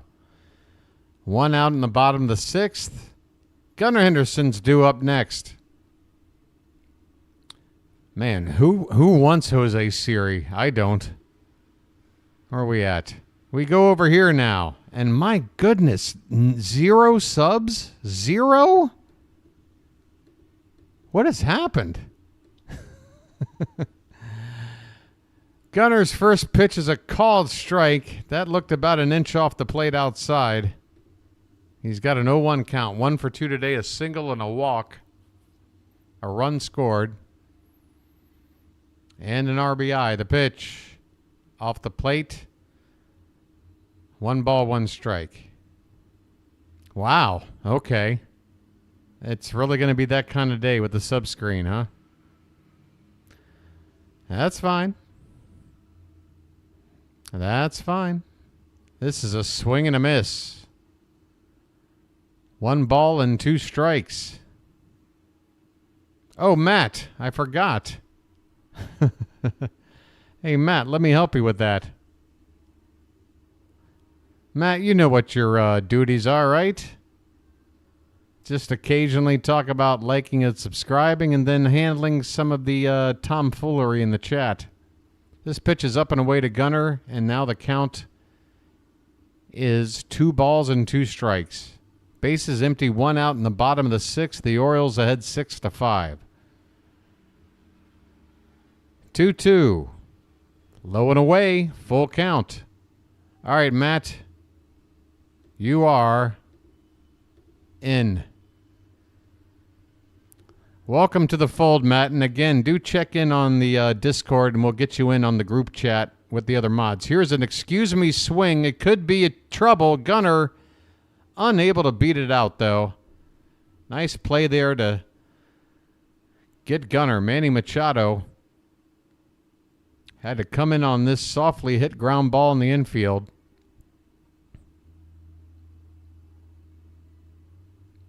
And he got Gunnar by a full stride. 2 down in the inning. We'll bring it back on over here. Ryan O'Hearn is at the plate, folks. You know I'm loving it. First pitch to him is a called strike. Baby. Lights on. Let's turn and burn. Ryan O'Hearn has reached base all 3 times today. Pitch is up and in. 1 ball, 1 strike. A couple of hits, including a triple. Also a walk. A run and an RBI. 1-1 pitch. Fouled away. 1 ball, 2 strikes.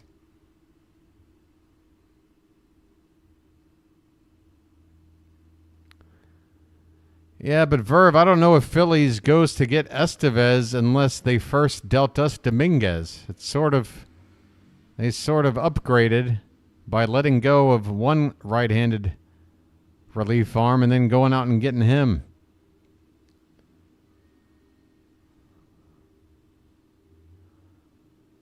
Two to O'Hearn is swung on and missed. O'Hearn goes down on strikes. He's not close to the cycle. He's only got 2 hits.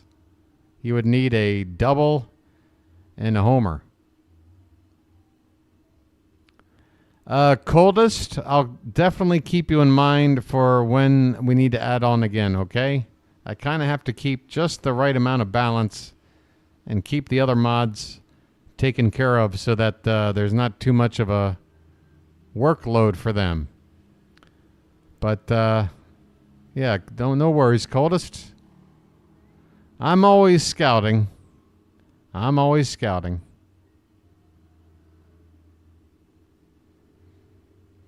All right, folks. Is that, are we coming up on the 7th inning now? Okay, 7th inning coming up, folks. Late innings, and the Orioles have a 1-run lead. 9-1-2 due up for the Padres. I'm sure we're done with Jacob Webb now. So who's going to be up here next? Cionel Perez was the last guy seen getting loose. And that would mean I would expect to see some lefties do. Well, you got a little bit of a mixed bag. A right-hander, a left-hander, and then a switch hitter. But the number 4 hitter, if anybody gets on, is also a lefty. So it is time to bring a lefty out. Cionel Perez. I'm pretty sure. Let's see if we just see his name pop up down here.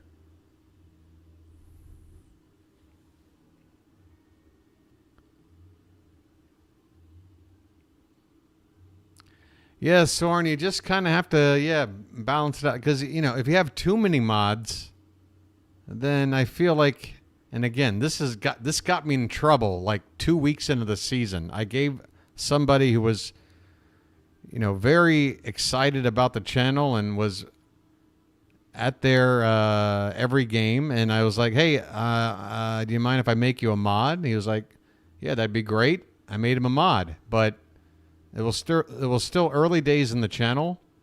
And during an inning, just a couple of days after it, I was realizing that 90% of all comments were coming from mods. And to me, if you're new to the channel, it's just, it makes you feel like, well, can a regular guy talk too, or do I need to be some special person? I like to have a nice balance where,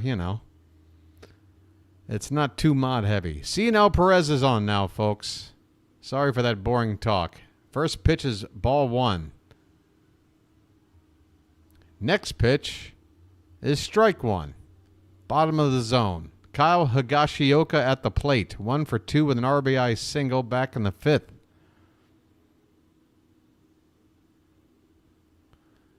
This one is in the dirt, and the count is 2-1.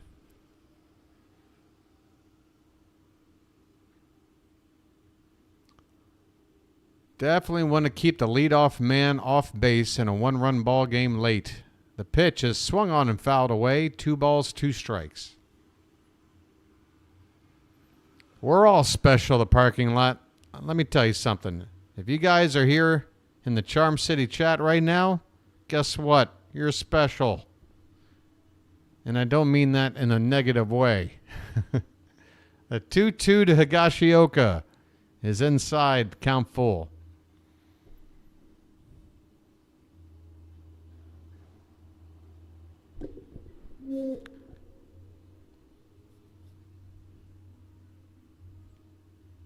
Payoff pitch is fouled away off to the left. We'll do it again.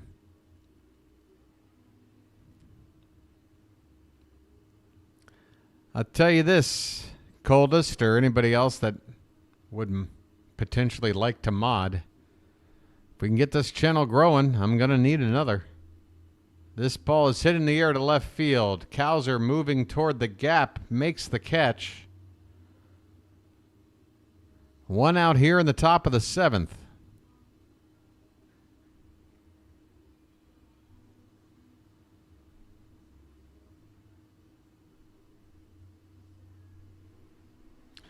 That's what I'm saying. Let's all help this channel grow. Then we can make Coldest a mod sooner than later.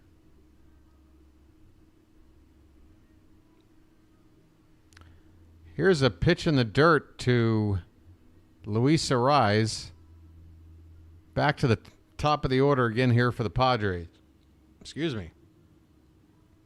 I knew I shouldn't have had a carbonated beverage. The 1-0 pitch is just off the plate outside, 2-0. All right, Perez needs to lock in here. Again, a one-run ball game. Don't want to let anybody on for free. 2-0 pitch. Ball 3.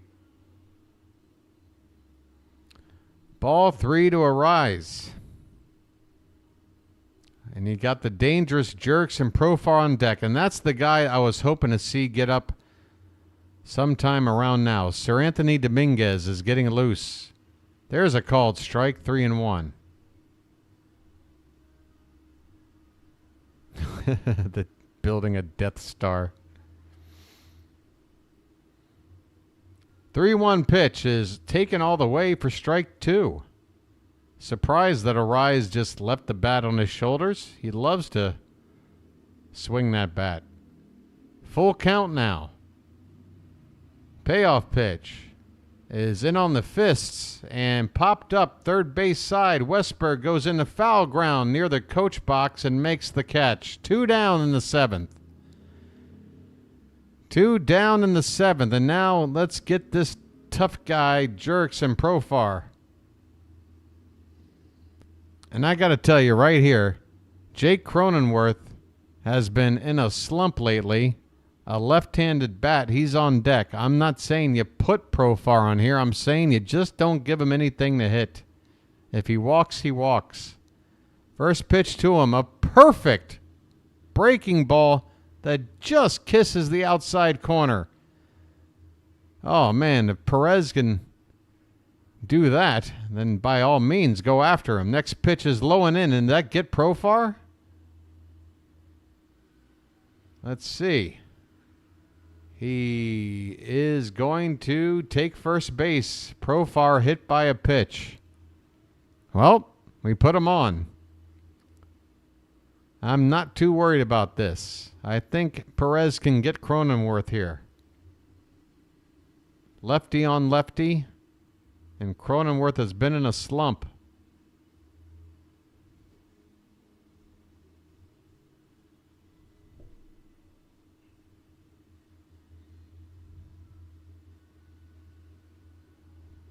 Two down here in the top of the 7th. 6-5 Orioles. The Padres with a tying run at first. Cronenworth at the plate. The pitch is in there for a strike at 96 miles an hour from Perez.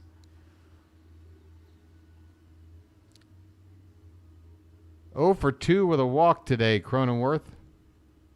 Average down to 249. The pitch is a pitch in the dirt. 1 ball, 1 strike.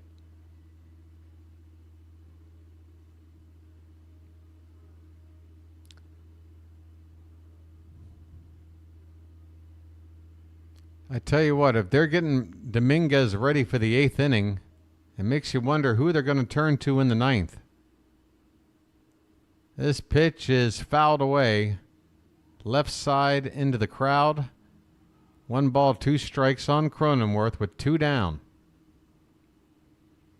Could we possibly see Cano in the 9th today? What would the crowd reaction be if Kimbrel was called upon in a 1-run lead in the 9th? The 1-2 is swung on and popped up. Shallow right center. That is in no man's land. And Gunnar Henderson makes the catch. Over the shoulder basket catch by Gunnar. My goodness, he's been error prone lately, but this was a beautiful play. Mullins was backing up, going into a slide. Hell, if Gunnar doesn't make that catch, Said might have done it himself. Either way, the Orioles able to handle a ball out there in no man's land And this inning is over. Folks, we still got the lead going into the 7th inning stretch, which means it's time to throw some cakes on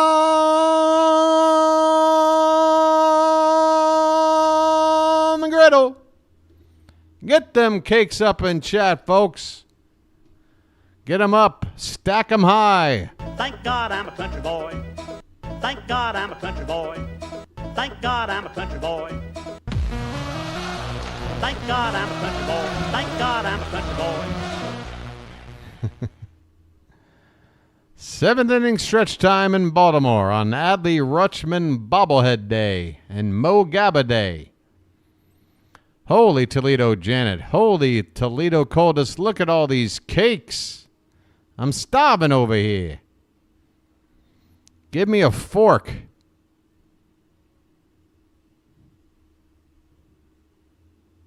Cake it up. Hey, Animan70. I remember you. Where the hell have you been? Good to see you.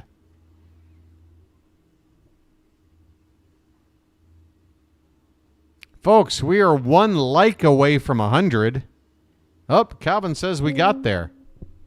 I'm looking at it right here on my screen, but it's not always accurate.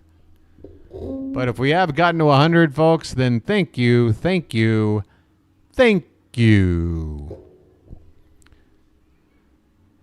And the other part of the whole channel thing, wow, it's just I can't get the needle to move today, folks.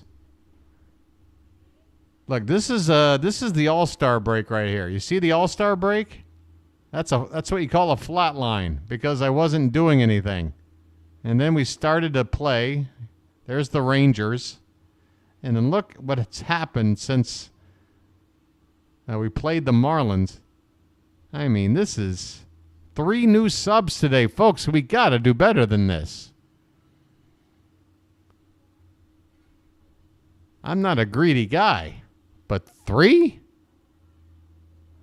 3? I mean, it is a magic number, but... Ah, the Olympics. Yes, yes, yes. I suppose I need to keep that under consideration. Somebody right now is watching water polo, and I can understand why now. All right, Ryan Mountcastle is going to lead it off for your Baltimore Orioles. Okay, mount up. Great weather as well. All right. Well, folks, all I can say is when the numbers are low, the super chats or any magic members out there, you guys really help keep things going. Jeremiah Estrada, a right-hander, coming on in relief for the Padres. 36 appearances on the season with a 2.58 ERA.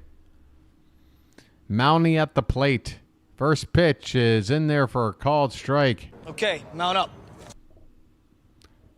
Mountcastle today, 1 for 3, a 2-run single back in the 3rd. 0-1 pitch is popped up, right side, right field. Peralta shading his eyes from the sun and makes the catch. He's already got the glasses on. Must be one of those high skies out there. Oh, is that Eric Estrada?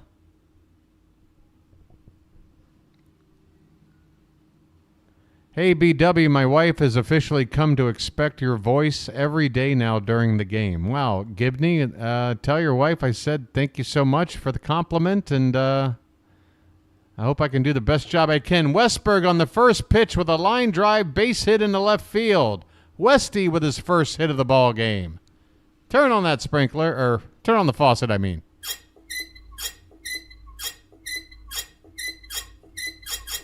Okay, well, it's on. The faucet's on. Okay, Westy. All right, we got you. Ced Mullins is due up next.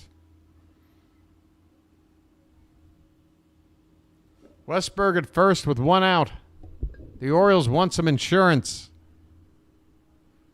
Pitch. Outside, ball 1. 98-mile-an-hour heater from Estrada.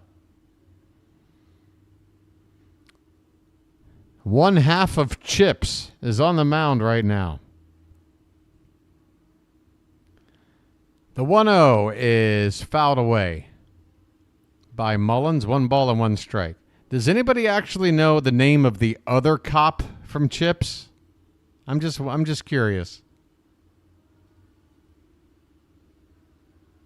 I sure as hell don't know. Padres are on the bullpen phone. Is that right, John Baker? You guys know this? You guys watch Chips.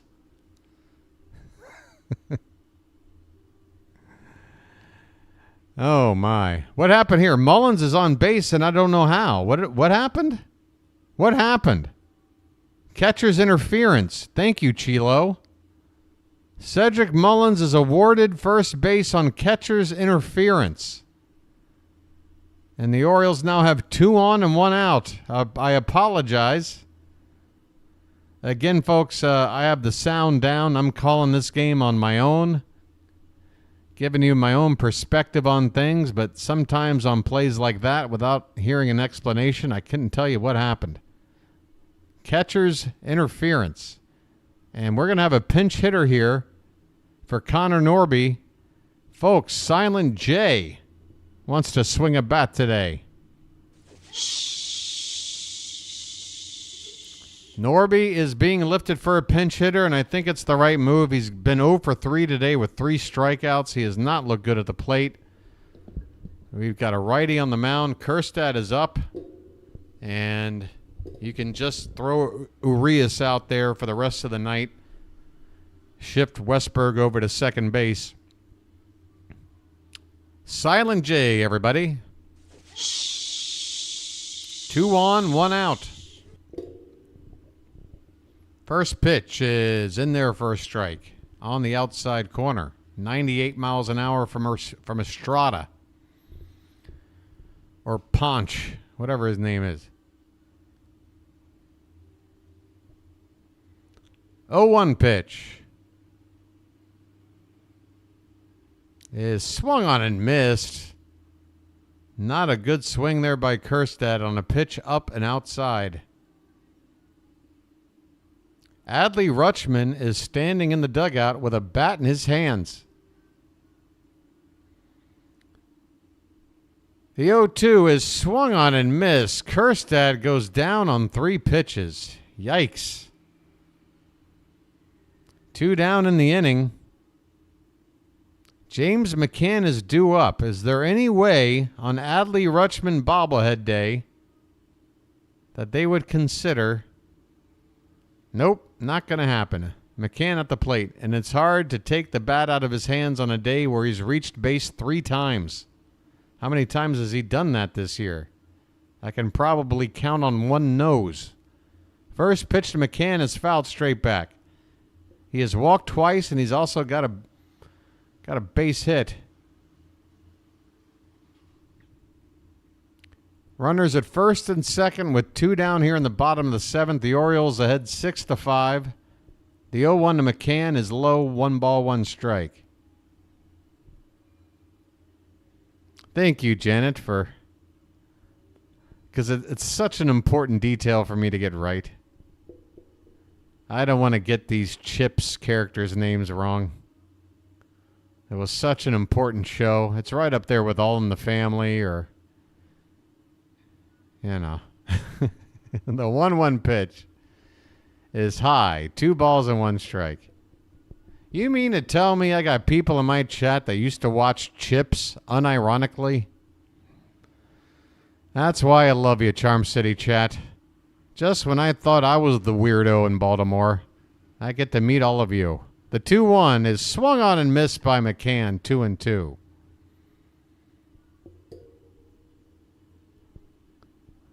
Back in the day, huh? Yeah. Yeah, with those tight short shorts, you got a good look at the punch. The 2-2 pitch, swung on and missed. McCann strikes out. Back-to-back strikeouts by the Orioles to end the inning after getting 2 men on base. They cannot find insurance here in the 7th. We head now to the 8th. It's still a one-run ball game. Orioles 6, Padres 5. Sir Anthony Dominguez appears to be the 8th inning guy today. Let's see if that happens.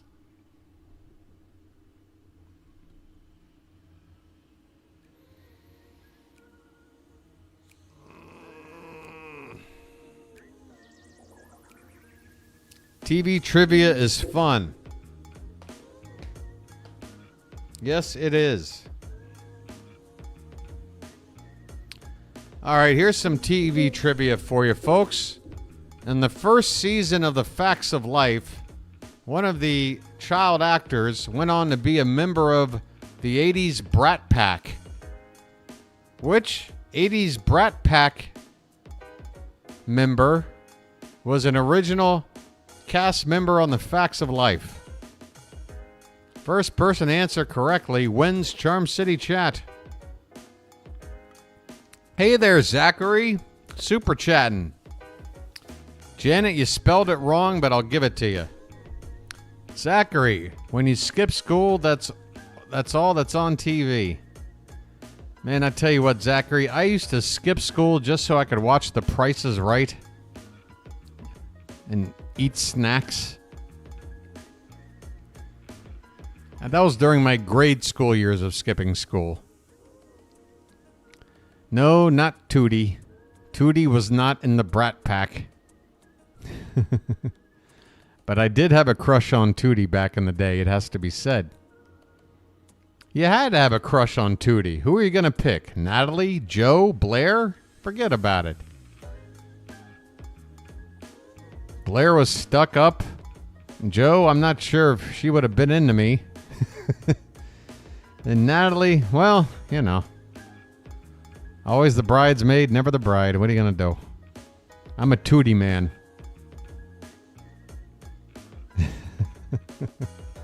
Actually, you know what? I think it's Tootie first and then Mrs. Garrett second. Sir Anthony Dominguez is on the mound, folks. Here we go. Machado at the plate. First pitch, swing and a miss. 98 on the gun.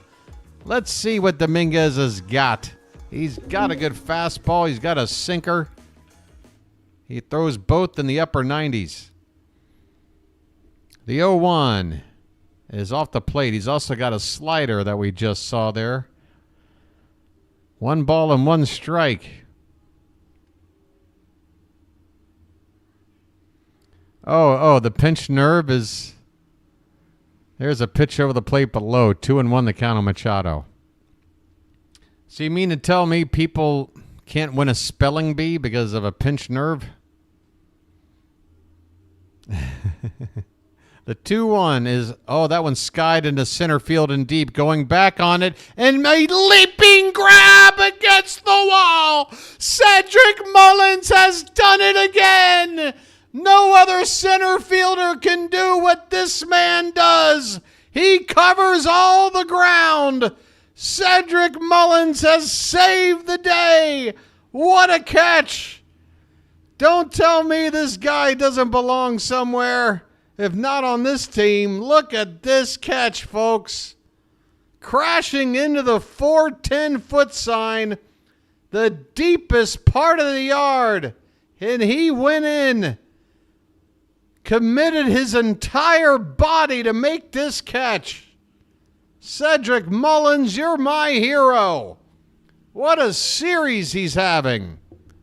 1 out here in the 8th. Xander Bogaerts at the plate. Holy cow, said. What a play that was. You did not just do that. That was crazy. You'll see that on the highlight reel. 1-0 pitch is in there for a called strike, 1-1.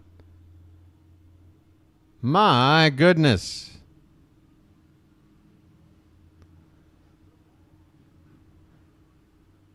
One popped up. Foul out of play. 1-2 on Bogaerts, who's 1 for 3 today. That one hit was a 2-run homer off Jacob Webb his last time up.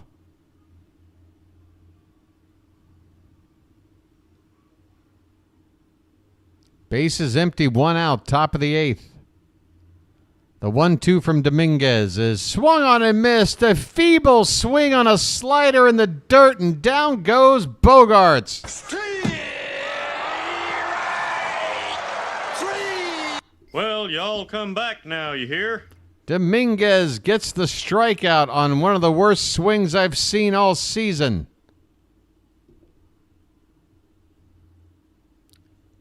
Two down for Jackson Merrill. Pitch. Swing and a miss. Merrill chasing one below the zone.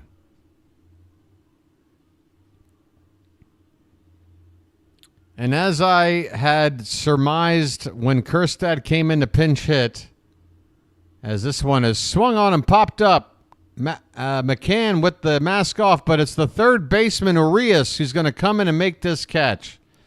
Arias does come into the ball game as Kjerstad is removed after pinch hitting for Connor Norby. So Arias at third, Westberg moves over to second. This inning is over, folks. And said Mullins, I mean, if he doesn't make that catch, that could have been an inside the park home run. Because, I mean, he was laid out after having smacked into the wall. And I didn't see any other outfielders near him to back up the play. What a catch that was. Holy Toledo. That's what I'm talking about.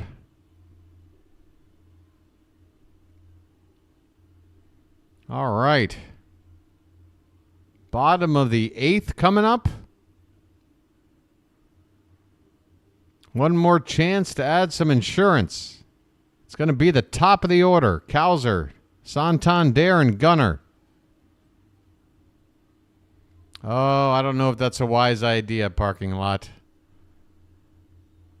Sometimes you got to just say, job well done. You know, if Dominguez keeps doing this in the 8th, then maybe eventually you just ask him to get 3 outs in the 9th. You guys actually want a 6-out save. That's what you're asking of him. The guy we just traded for has now become our 6-out save guy. I know you don't want to see Kimbrel. I know you don't want to see Kimbrel, but I think it makes a little more sense for maybe Cano to come out in the 9th. Now, if Cano doesn't get the job done, then you got to start thinking about realigning things. Maybe Dominguez does get a look in the 9th. But I can't see a situation where Dominguez comes out in the 9th today. I think he's done.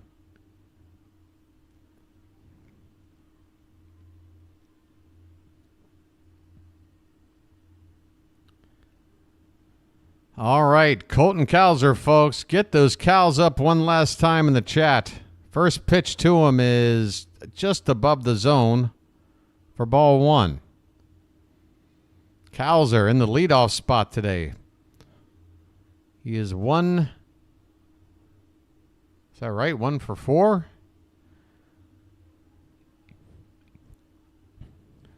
One-oh pitch is fouled straight back. 1 ball, 1 strike. Cowser.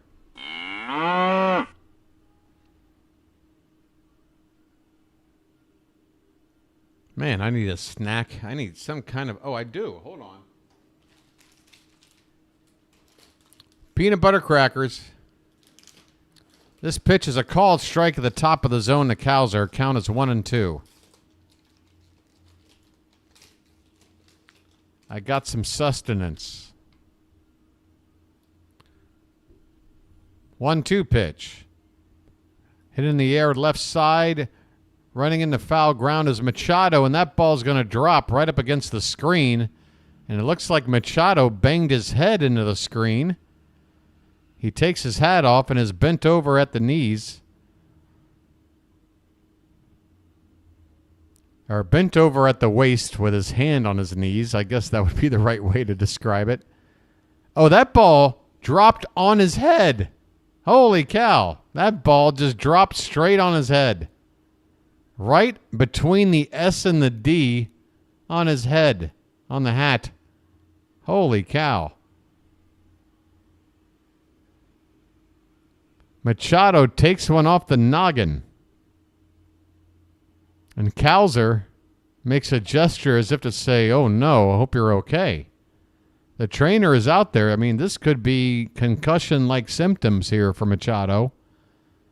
And to be honest with you, if it is, he probably shouldn't be standing there bent over like that. He should be standing straight up.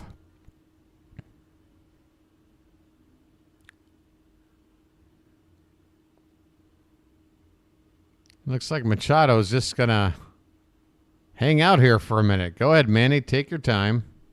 Let me have a Diablo sandwich. I need to eat a cracker. Make it fast. I'm in a goddamn hurry.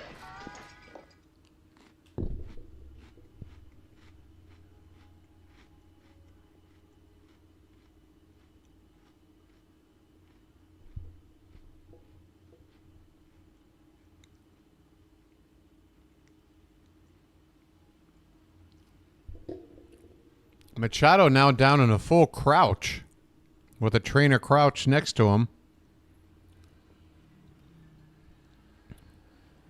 I mean, I don't mean to make light of this play, but I mean, honestly, either you can keep playing or you can't. I mean, make up your mind here, folks. Let me have a Diablo sandwich, a Dr. Pepper. Make it fast. I'm in a goddamn hurry. I mean, if you're allowed to sit there for 20 minutes, I can wait 20 minutes for a headache to go away. Sheesh.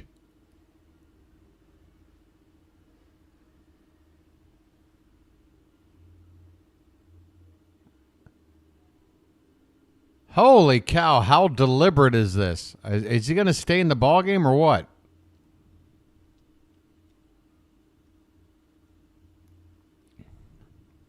Let me have a Diablo sandwich, a Dr. Pepper. Make it fast. I'm in a goddamn hurry.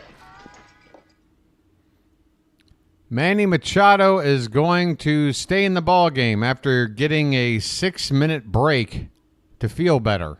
I don't know if I've ever seen anyone afforded that amount of time for that sort of a injury. I mean, it's akin to getting, I don't know, getting a ball fouled off of a part of your body that really hurts. You're not allowed to just sit there forever and wait for the pain. You know, was it Cowser? Cowser took a stinger. The guy at the plate right now, he had a stinger on a swing. His whole arm was jacked up. But he had to go back up there for the next pitch like 15 seconds later, and he wound up striking out. All right, we're ready to get back underway here. Cowser with a 1-2 count. Bases empty. Nobody out in the bottom of the 8th. The pitch is way high, 2-2.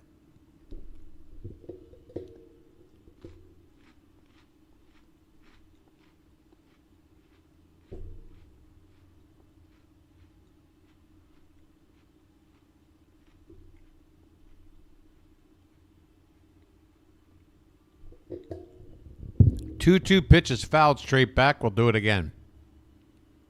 The Scotto. Who's whining? I'm not sure who you're referring to. Machado? Me? Somebody? Who's whining? 2-2 the count on Cowser. And this pitch is a called strike 3. Bottom of the zone on the outside edge. Cowser goes down looking. Someone? Me?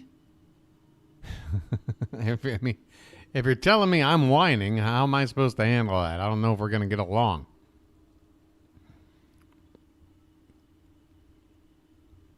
"105 games of calling baseball this year. That's my first accusation of whining, if it is me. This pitch is popped up by Santander, third base side and foul ground. And that's going to reach the camera well. 0-1 on Tony. That's not a tater tot, that's a tater giant. Tony doesn't have a hit yet today, but he did draw a walk and score back in the third. Yenier Cano.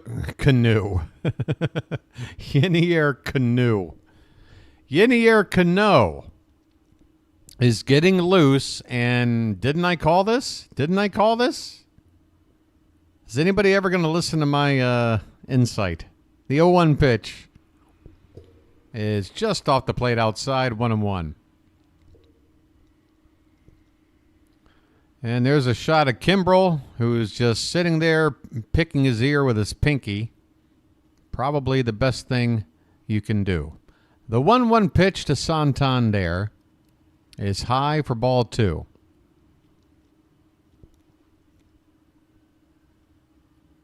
Well, we're going to have to trust in Cano today.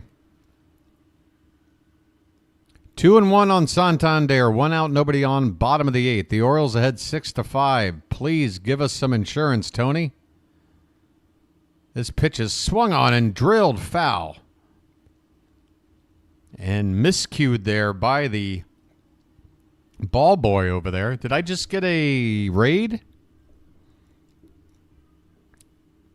Did a raid just pop up?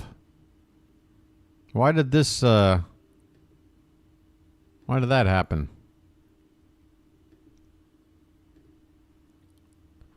Next pitch to Santander is fouled back behind the plate.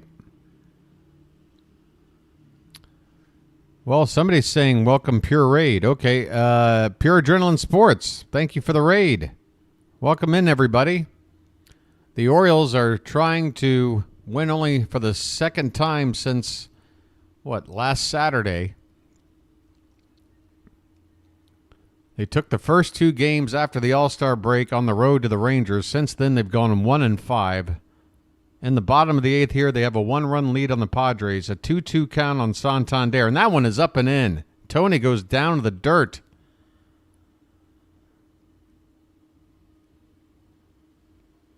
Luckily, that pitch was so high, it probably would have missed his head. That ball went about 7 feet up.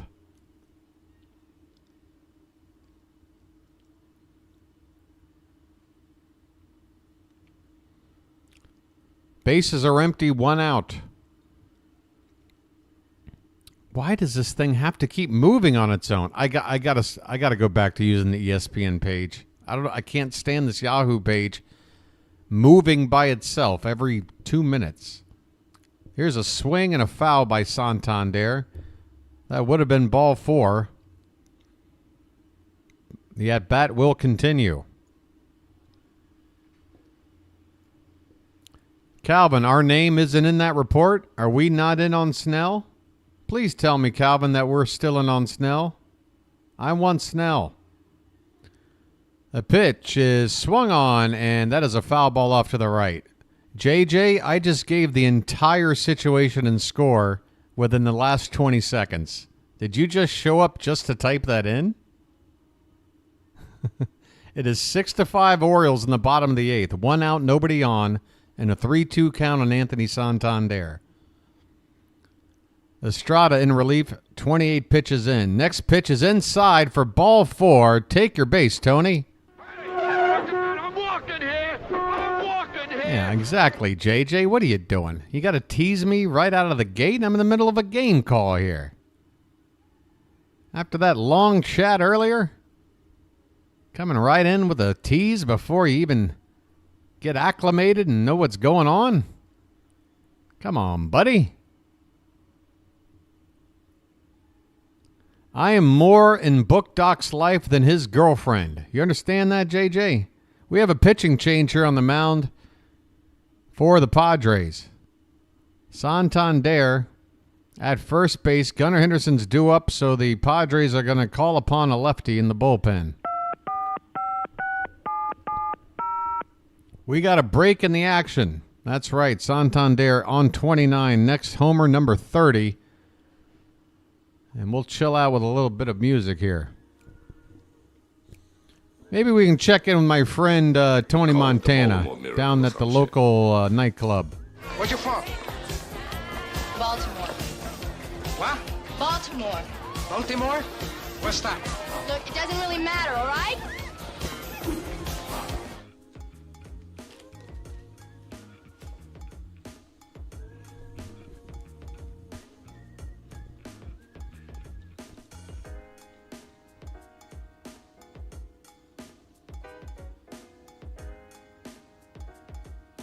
Hey, Calvin, not named Basayo either. I'd like Snell, but not if Basayo is involved. He's off the table. If we can get Snell, like you're saying, without... I'm willing to give up Stowers, for sure. I don't see where he fits in at this point. I mean, if anything, we need a right-handed bat in the outfield after letting go of Austin Hayes. We don't need more left-handed bats. Depends on what the price is, Scotto. But what I do know is that he's a reigning Cy Young Award winner. I believe he has 2 Cy Youngs to his belt. Here, the deal with him is Blake Snell. Some seasons he's ridiculously good, and some seasons he's really, really bad. B, he walks a lot of people. He walks a ridiculous amount of people. In fact, I'm willing to say, as a Cy Young Award winner last year, he might have walked more people than any Cy Young Award winner ever has. Santander is at first base. We are ready. Gunnar Henderson is at the plate, folks. My goodness. His name's Gunnar, and he's dating my mom. First pitch to Gunnar is in there for a strike. The left-hander Morajan is out there for the Padres. He has appeared in all 3 of the games of this weekend. Left-hander out of the bullpen for San Diego. 0-1 the count on Gunnar. And this pitch is a check swing foul. 0-2. Santander is at first base with 1 out. In the bottom of the 8th, the Orioles ahead 6-5. They were ahead 6-0, scoring all 6 runs back in the 3rd inning. The Padres have chipped away to make it a 1-run game. The Orioles trying to hang on here and avoid the sweep. 0-2 pitch to Gunnar is outside 1-2.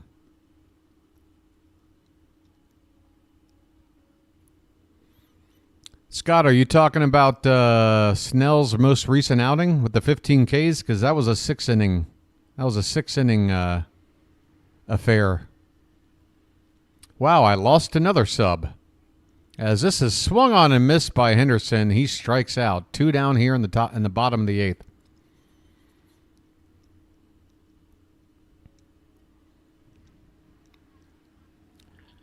Yeah, Snell went 6 innings on that last outing. Still, 15 strikeouts in 6 innings is utterly ridiculous. Adley Rutschman is coming up to pinch hit on Adley Bobblehead Day. How about this?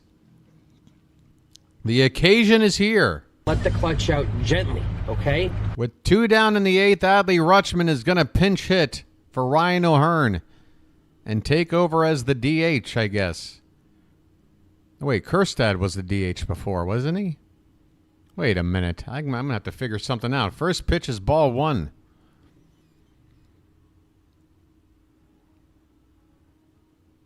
Yeah, O'Hearn is the DH. Okay, so, yeah, Adley can just stay in and stay the DH. This is probably only going to be his only at-bat. So Hyde found a way to get him in on Bobblehead Day. 1-0 pitch is over the plate but low for ball 2. Folks, I've been staring at this same number all night long. What are we doing here? Huh? I know Charm City Chat isn't responsible because you guys are all subscribed already. But some of you lurkers out there, what are you waiting for? This 2-0 pitch is outside to Adley, and the count is 3-0. 2 down in the bottom of the 8th, 6-5 Baltimore. A runner at first.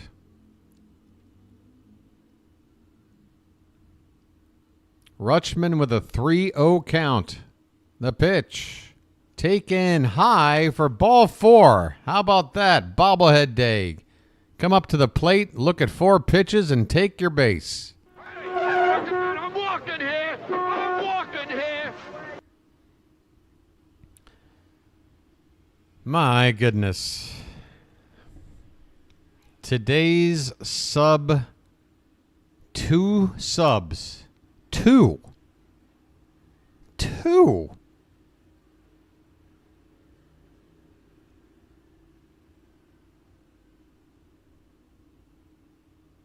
Oh, wait a minute. Why does that say 1668? It's lying to me now. Here's Ryan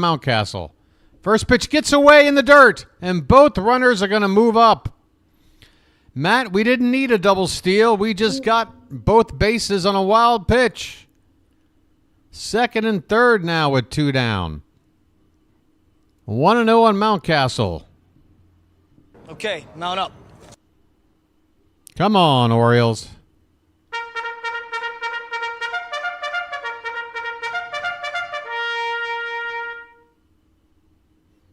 Here comes the catcher to have a chat. He's got his little notepad out. Pitching coach there next to him. Coming out to talk to Morajan. Infield coming in as well. Everybody's out here to talk on the mound for the Padres. We'll sit back and wait. Let me have a Diablo sandwich, a Dr. Pepper. Make it fast. I'm in a goddamn hurry. What's that about Baltimore history, JJ? Baltimore, you are seeing history being made today. That's damn right. And guess what, JJ? If we can hang on and win this game, I got a promise for you and everybody else here. Hey, everybody, we're all going to get laid. 1670. Hey, we've reached another nice round number. Thank you to those who have joined in on the Orioles Birdwatcher channel. You're not going to regret it. The Orioles with 2 down and runners at second and third. Mountcastle has a 1-0 count after that mound meeting. The pitch from Morajan is in there at 97 miles an hour for a strike. 1 ball, 1 strike. A base hit can turn a 1-run lead into a 3-run lead. The pitch. And that could be in. A base hit to left field. 1 run is in. Here comes the next. And it's a insurance 2-run single for Ryan Mountcastle, and the Orioles have got a 3-run lead. It's 8-5. Oh, Dr. Mountie.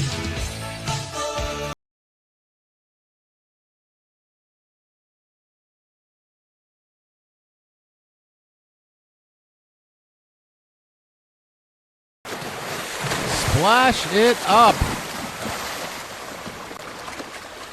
What, are you trying to cause controversy, JJ? And this pitch is swung on a miss. Look, I'm telling you what the deal is. Mountcastle is on the trading block. We'll see what happens. I love all my players. I didn't want to see Austin Hayes go, but I get it. Moves need to be made. Westberg pops this one up on an 0-1 pitch. Shallow right field. The second baseman, Cronenworth, is there, and he makes the catch to win the inning. But the Orioles get the big hit that they need, and the insurance that should allow Yenier Cano to come in and try and get this save. Orioles 8, Padres 5 as we go to the 9th. Let's go.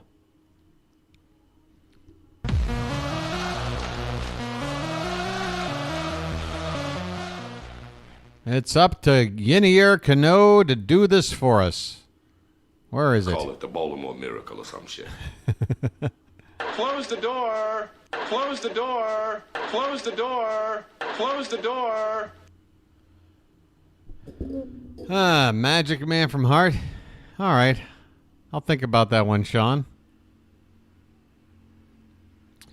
Trading for someone, rumors? I mean, it sounds like we're going to go out and get another starting pitcher because there was a short list of names. Kikuchi, Snell, and another name I'm sleeping on. But I still think a bullpen arm is also in the mix. I also think position players could possibly be coming or going, or both. That loss of Austin Hayes really does bring some imbalance to the Orioles outfield. It is nothing but left-handed hitters out there. And against left-handed starters, it's going to be a lefty-heavy lineup. The only possible solution is Connor Norby getting some time out in the outfield. He has gotten some experience there in AAA. I just don't know if the Orioles are confident enough to try it here at the top level.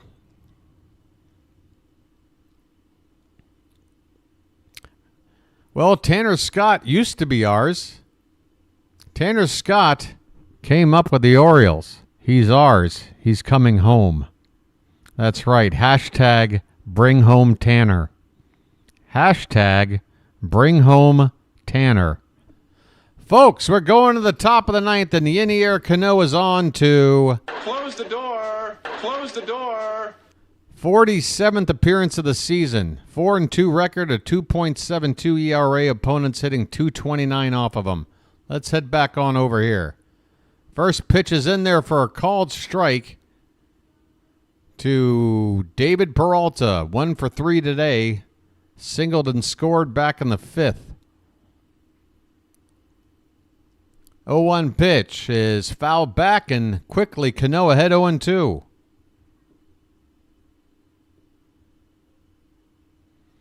JJ, trust me, we're crazy over here. I got guys like my buddy Rob trying to propose trade packages to trade Kimbrel somewhere. Like that's going to happen. The 0-2 pitch fouled back again. 98 from Cano on that pitch.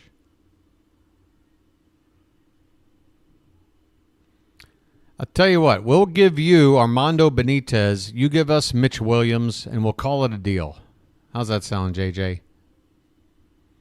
The 0-2 pitch to Peralta is hit up the middle and a stop by Gunnar, and that is a wild, wild throw that thankfully doesn't go all the way into the dugout, or else an extra base there for Peralta. That's got to be another error on Henderson, right?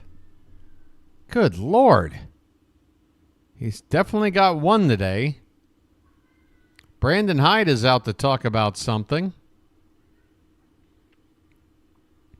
And if you folks have some insight on what he might be talking about, I'd like to know. Maybe that base runner interfered somehow with Gunnar? I don't think so. Man, Gunnar's got to stop trying to do this all the time. Yeah, it is the second error of the day on Gunnar. And what... I don't get it. I mean, Gunnar lately... How do you keep doing this when for the past 3-4 games you've made an error? We still have some sort of situation with Brandon Hyde and the umps. It does appear to be resolved, whatever it was, but I don't have any insight on what was going on here with Brandon Hyde. If you guys know, let me know.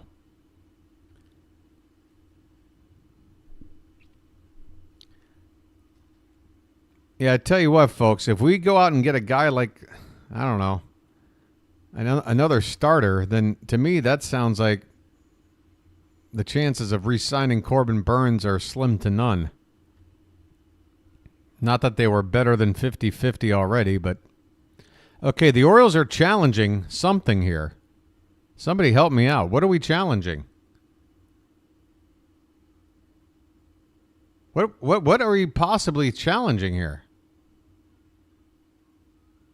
I have zero audio. It looks like the umpire already made a ruling.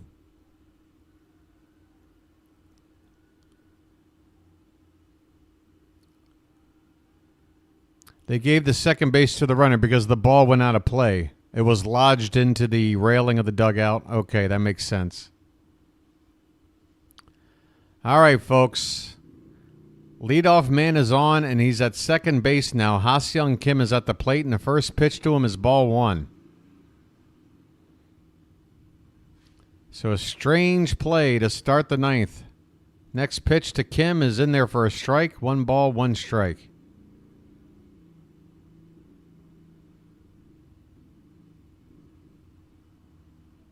I can get you a toe by 3 o'clock.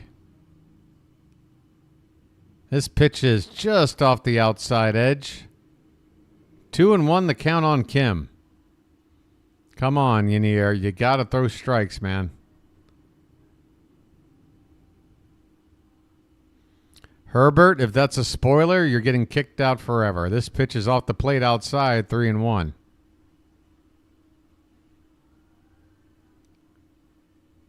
I love seeing a brand new name. Just type in HR. puts me on red alert. The 3-1 to Kim is in there for a called strike. So the count has gone full here. 8-5 Orioles, top of the ninth. 3 outs to get to salvage the final game of this series. Ha-Seong Kim 1 for 2 on the day. He also drew a walk, stole a base, has an RBI, and a run scored. A little bit of everything. Payoff pitch is swung on, and that is tapped foul right at the plate, and McCann picks it up as if to say, I didn't get a ruling yet. The umpire apparently did motion it was a foul ball. And now Brandon Hyde wants some clarification about this because McCann, again, he reacted as if this ball was in play. He wanted to tag the batter out. Umpire says, no, it was foul. Let's take a look at the replay. Kim with the swing, ball off the bat, and the ball hits behind the plate first. So that is, but then it rolls onto the plate. So how does that work? Well, we already lost our challenge. Looks like Brandon Hyde should have waited one more play. Nothing we can do now. Payoff pitch, and this one is fouled away by Kim. Still 3-2.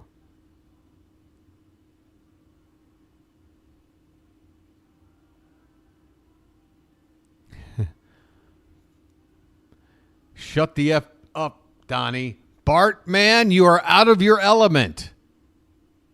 The Pomeranian is not the issue here. As Kim fouls this one off.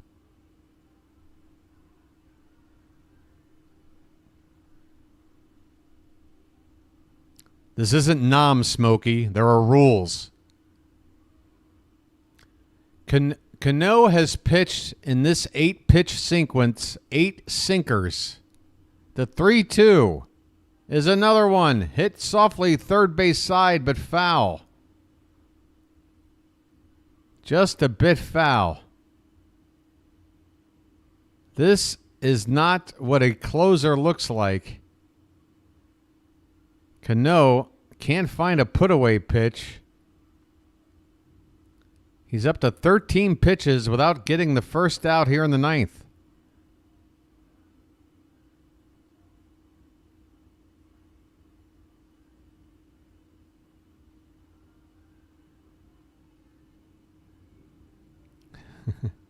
Oh, Walter is here himself. Hey, Walter.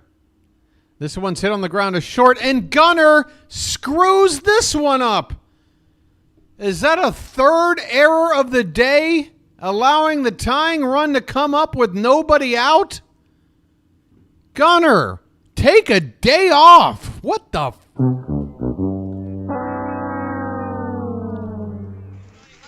Big buck, stop it all.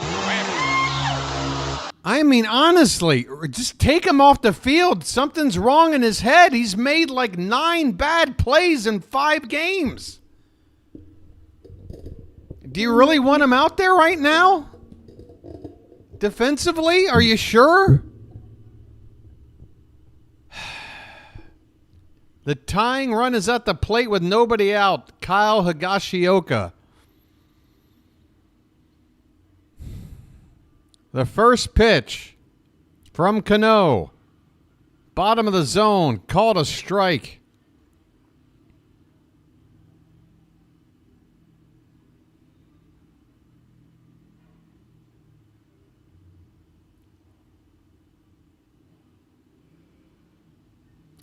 This pitch is over the plate but low. 1 ball, 1 strike. 98 miles an hour.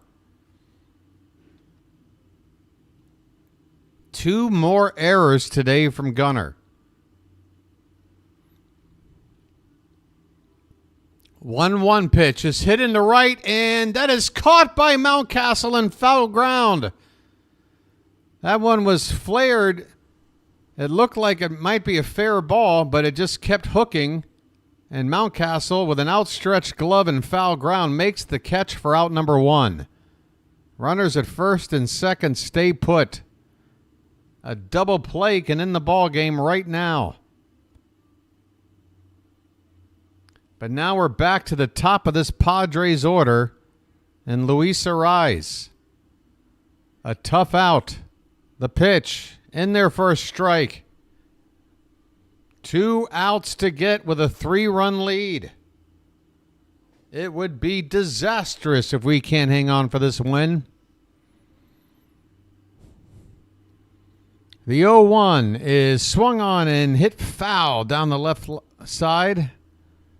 Nice pick over there by the ball girl. I am fumbling my words, folks. 3:45 in the morning, and I've had maybe in the past 3 days a grand total of 3 hours of sleep. Just trying to get over the hump. The 0-2, that one is reached for off the ground, and if that one drops, I can't believe it. It drops in. They go to second. There's no play.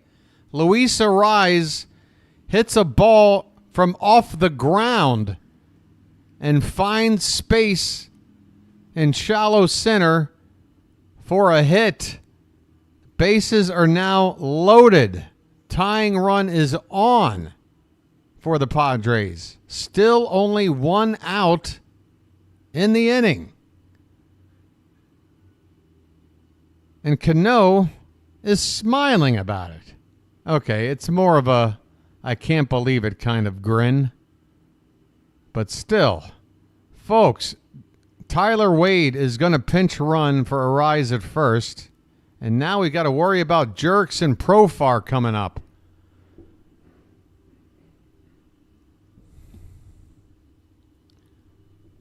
I tell you what, if we don't walk away with this game done and an Orioles win after 9 innings, I don't care who we got to get rid of. We got to get Tanner Scott today. Add in one more piece to the package if need be. It's just a rental. It can't be that much. Give me Tanner Scott. Jerks and Profar, bases loaded, 1 out. 0 for 2 with a walk today. Suarez, the Padre closer, now getting loose.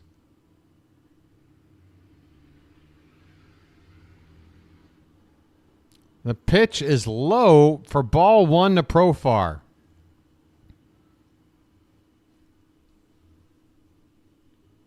All right, whatever. Whatever. I'm sorry. I got to do it. Inside 2-0.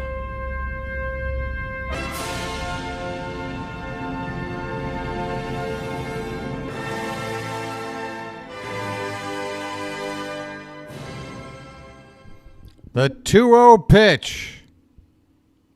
In there for a strike, 2-1.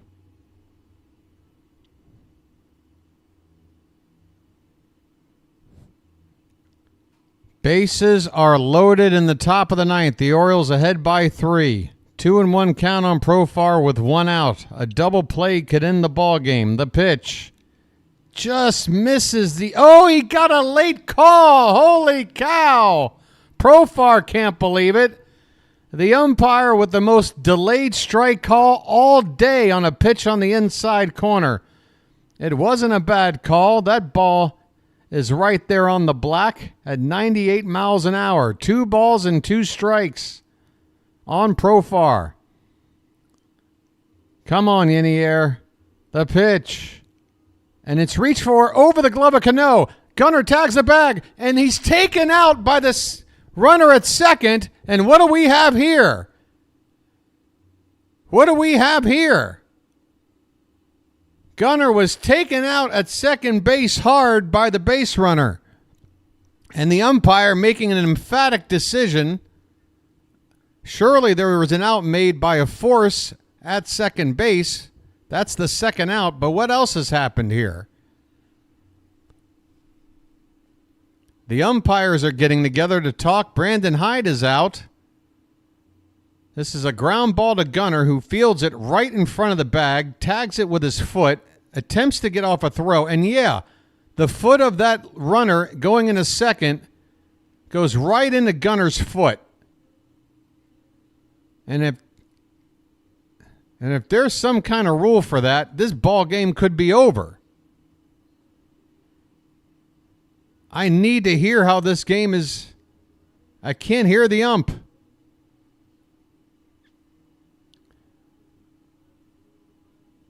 Folks, I've yet to see Gunnar in what kind of condition he's in. I don't mean to be lacking in... I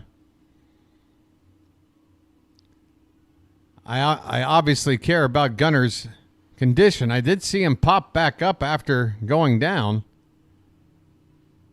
I've yet to see anybody looking at him to see if he's okay. I mean, it definitely did not look good. Folks, I wish I could hear this. Gosh, I have to hear it. I'm going to break the rules right now. I'm going to break the rules. I probably won't make a dime off of this game. Because I really thought Wade's leg went a lot further out when I looked at it live. But it kind of stayed in line a little bit because Gunnar never, and he didn't have time to get his foot totally out of the baseline. So then what is the ruling here possibly? Wouldn't that be the end of the ball game? I mean, 1 out is already automatic. There's nothing to contend there. So are we saying if this is an illegal slide that we get the 3rd out and the ball game is over? Because what a crazy way to end this one if that's the case.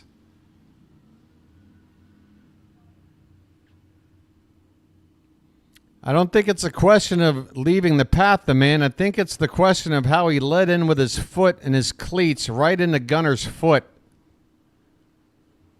I have no idea what's to become of this. Everyone's standing around motionless, waiting on the word, I guess, from New York City. I got to hear the ump call this. I got to bring the audio back up when he does. I can't sit here and give you the call on something that is basically coming down to an umpire's voice. I got to be able to hear him.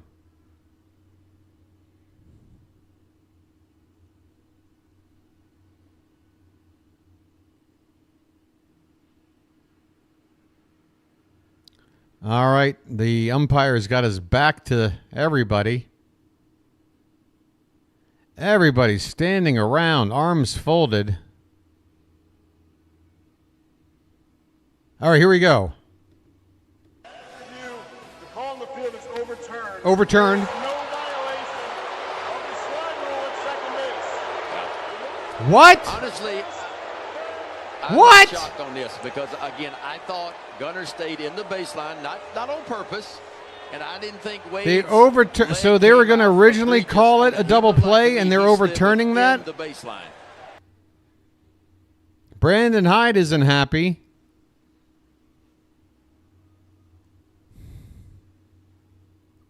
What the hell is going on here? Brandon Hyde just got tossed. Well, you might as well get your money's worth now. That is one of the weakest tosses I've ever seen. The umpire doesn't even look like he's been bothered, but he tosses Hyde anyway.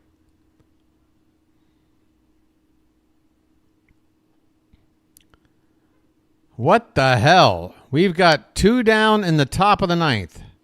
The Padres have the tying runs on at the corners. And it's going to be up to Jake Cronenworth. Bryce Johnson's on the pinch run for Profar first. Cronenworth 0 for 3 on the day with a walk. Did you expect this game to go any weirder than this? Drew French is on the bullpen phone. All right, Cronenworth is ready. Cano's got the sign. Here comes the first pitch. And it's inside, maybe a bit low. Pick your choice. It could have been called a strike right there on the inside corner at the knees. Instead, it's ball 1. Cronenworth asks for time and quickly steps right back into the box. And now what? Ask for time twice? What the hell's going on here? The Orioles have double barrel action up in the pen. Righty Birch Smith, lefty Keegan Aiken. Somebody get Tanner Scott a first-class ticket to Baltimore. The 1-0 pitch is over the plate and a call. Man, this umpire is trolling the entire ballpark. He was not making strike calls with this much of a hesitation as he is now at the crucial part of the game. That is a called strike. 1-1 pitch is outside. 2 balls and a strike on Cronenworth. If this game goes any farther, Manny Machado is on deck. The 2-1 is swung on and fouled off to the right, and the Padres are down to their final strike. Can Cano get out of here with the save? Can the Orioles come away with something out of this series? The 2-2 pitch to Cronenworth. Swung on and hit on the ground to second. Over to first in time, and this ball game is over. The Orioles have won it. Oh, doctor.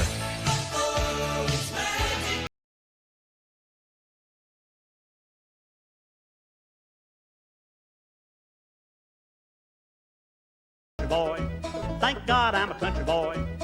Thank God I'm a country boy. Holy Toledo. What a ball game. That's right! We can't have anyone freak out there, okay? We've got to keep our composure! We've come too far! There's too much to lose! We've got to keep our composure! 8 runs, 9 hits, 2 errors, 10 men left on base for the Orioles. The Padres, 6 runs, 10 hits, 1 error.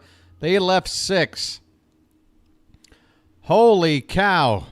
Who gets what in the win and loss department? I don't have that info. I'm going to head back on over now to the ESPN side of things. They usually do better at giving you that info.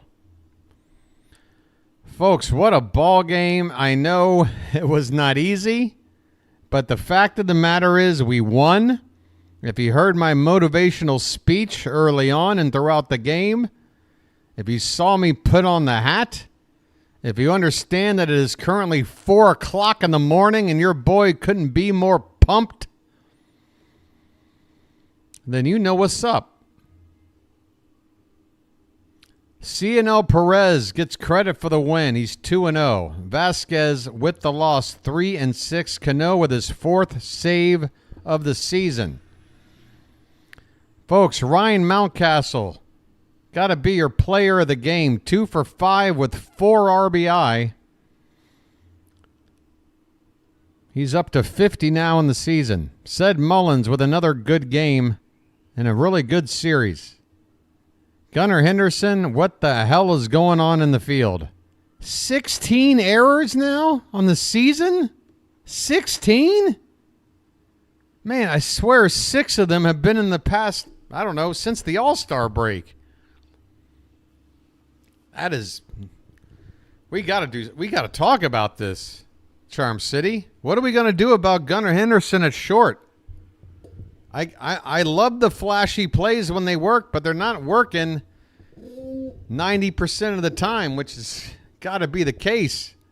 It can't only work half the time and then watch the other half of the time the ball get thrown away and the runner go to second and another run already on move up. We got to work on that, folks. But hey, we got to win.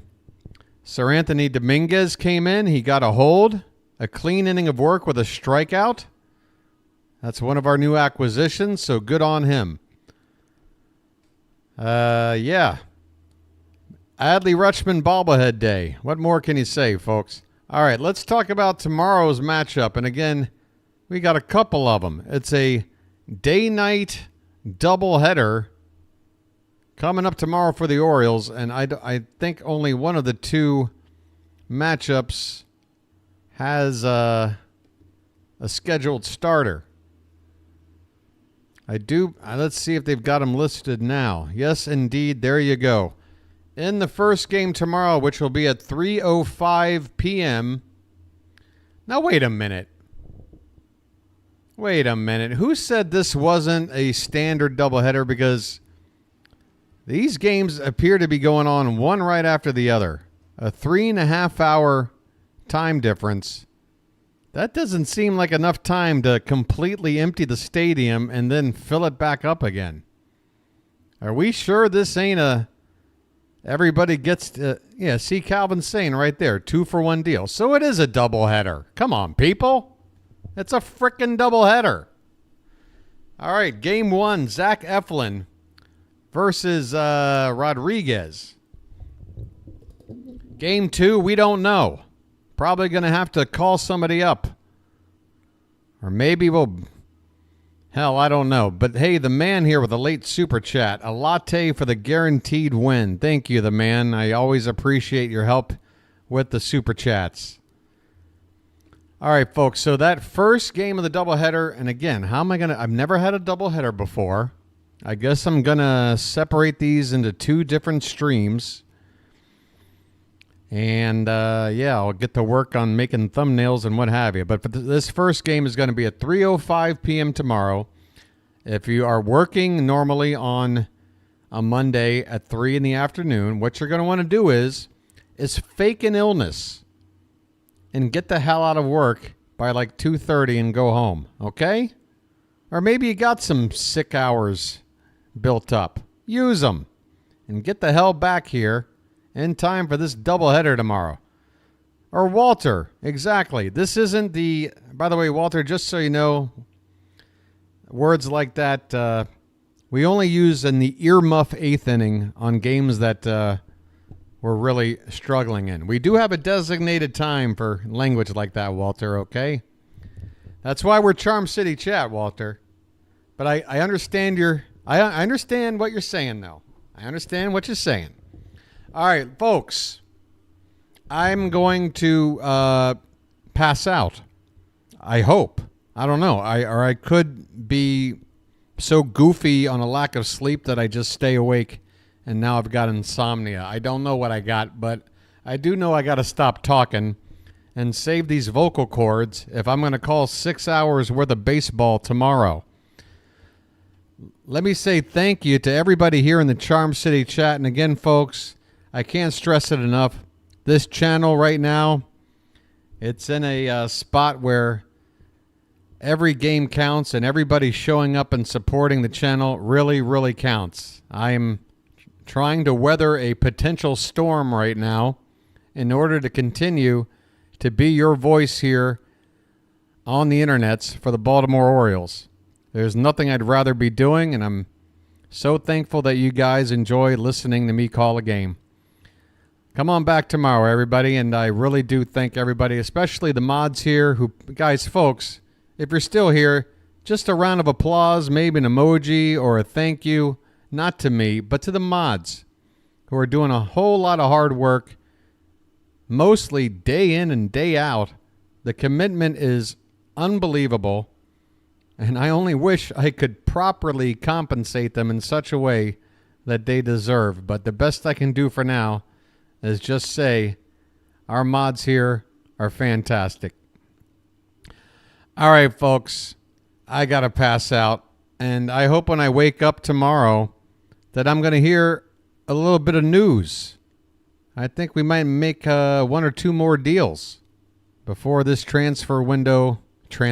Sorry, that's I used to be a soccer professional media guy. It's not a transfer window. It's a trade deadline. Excuse me.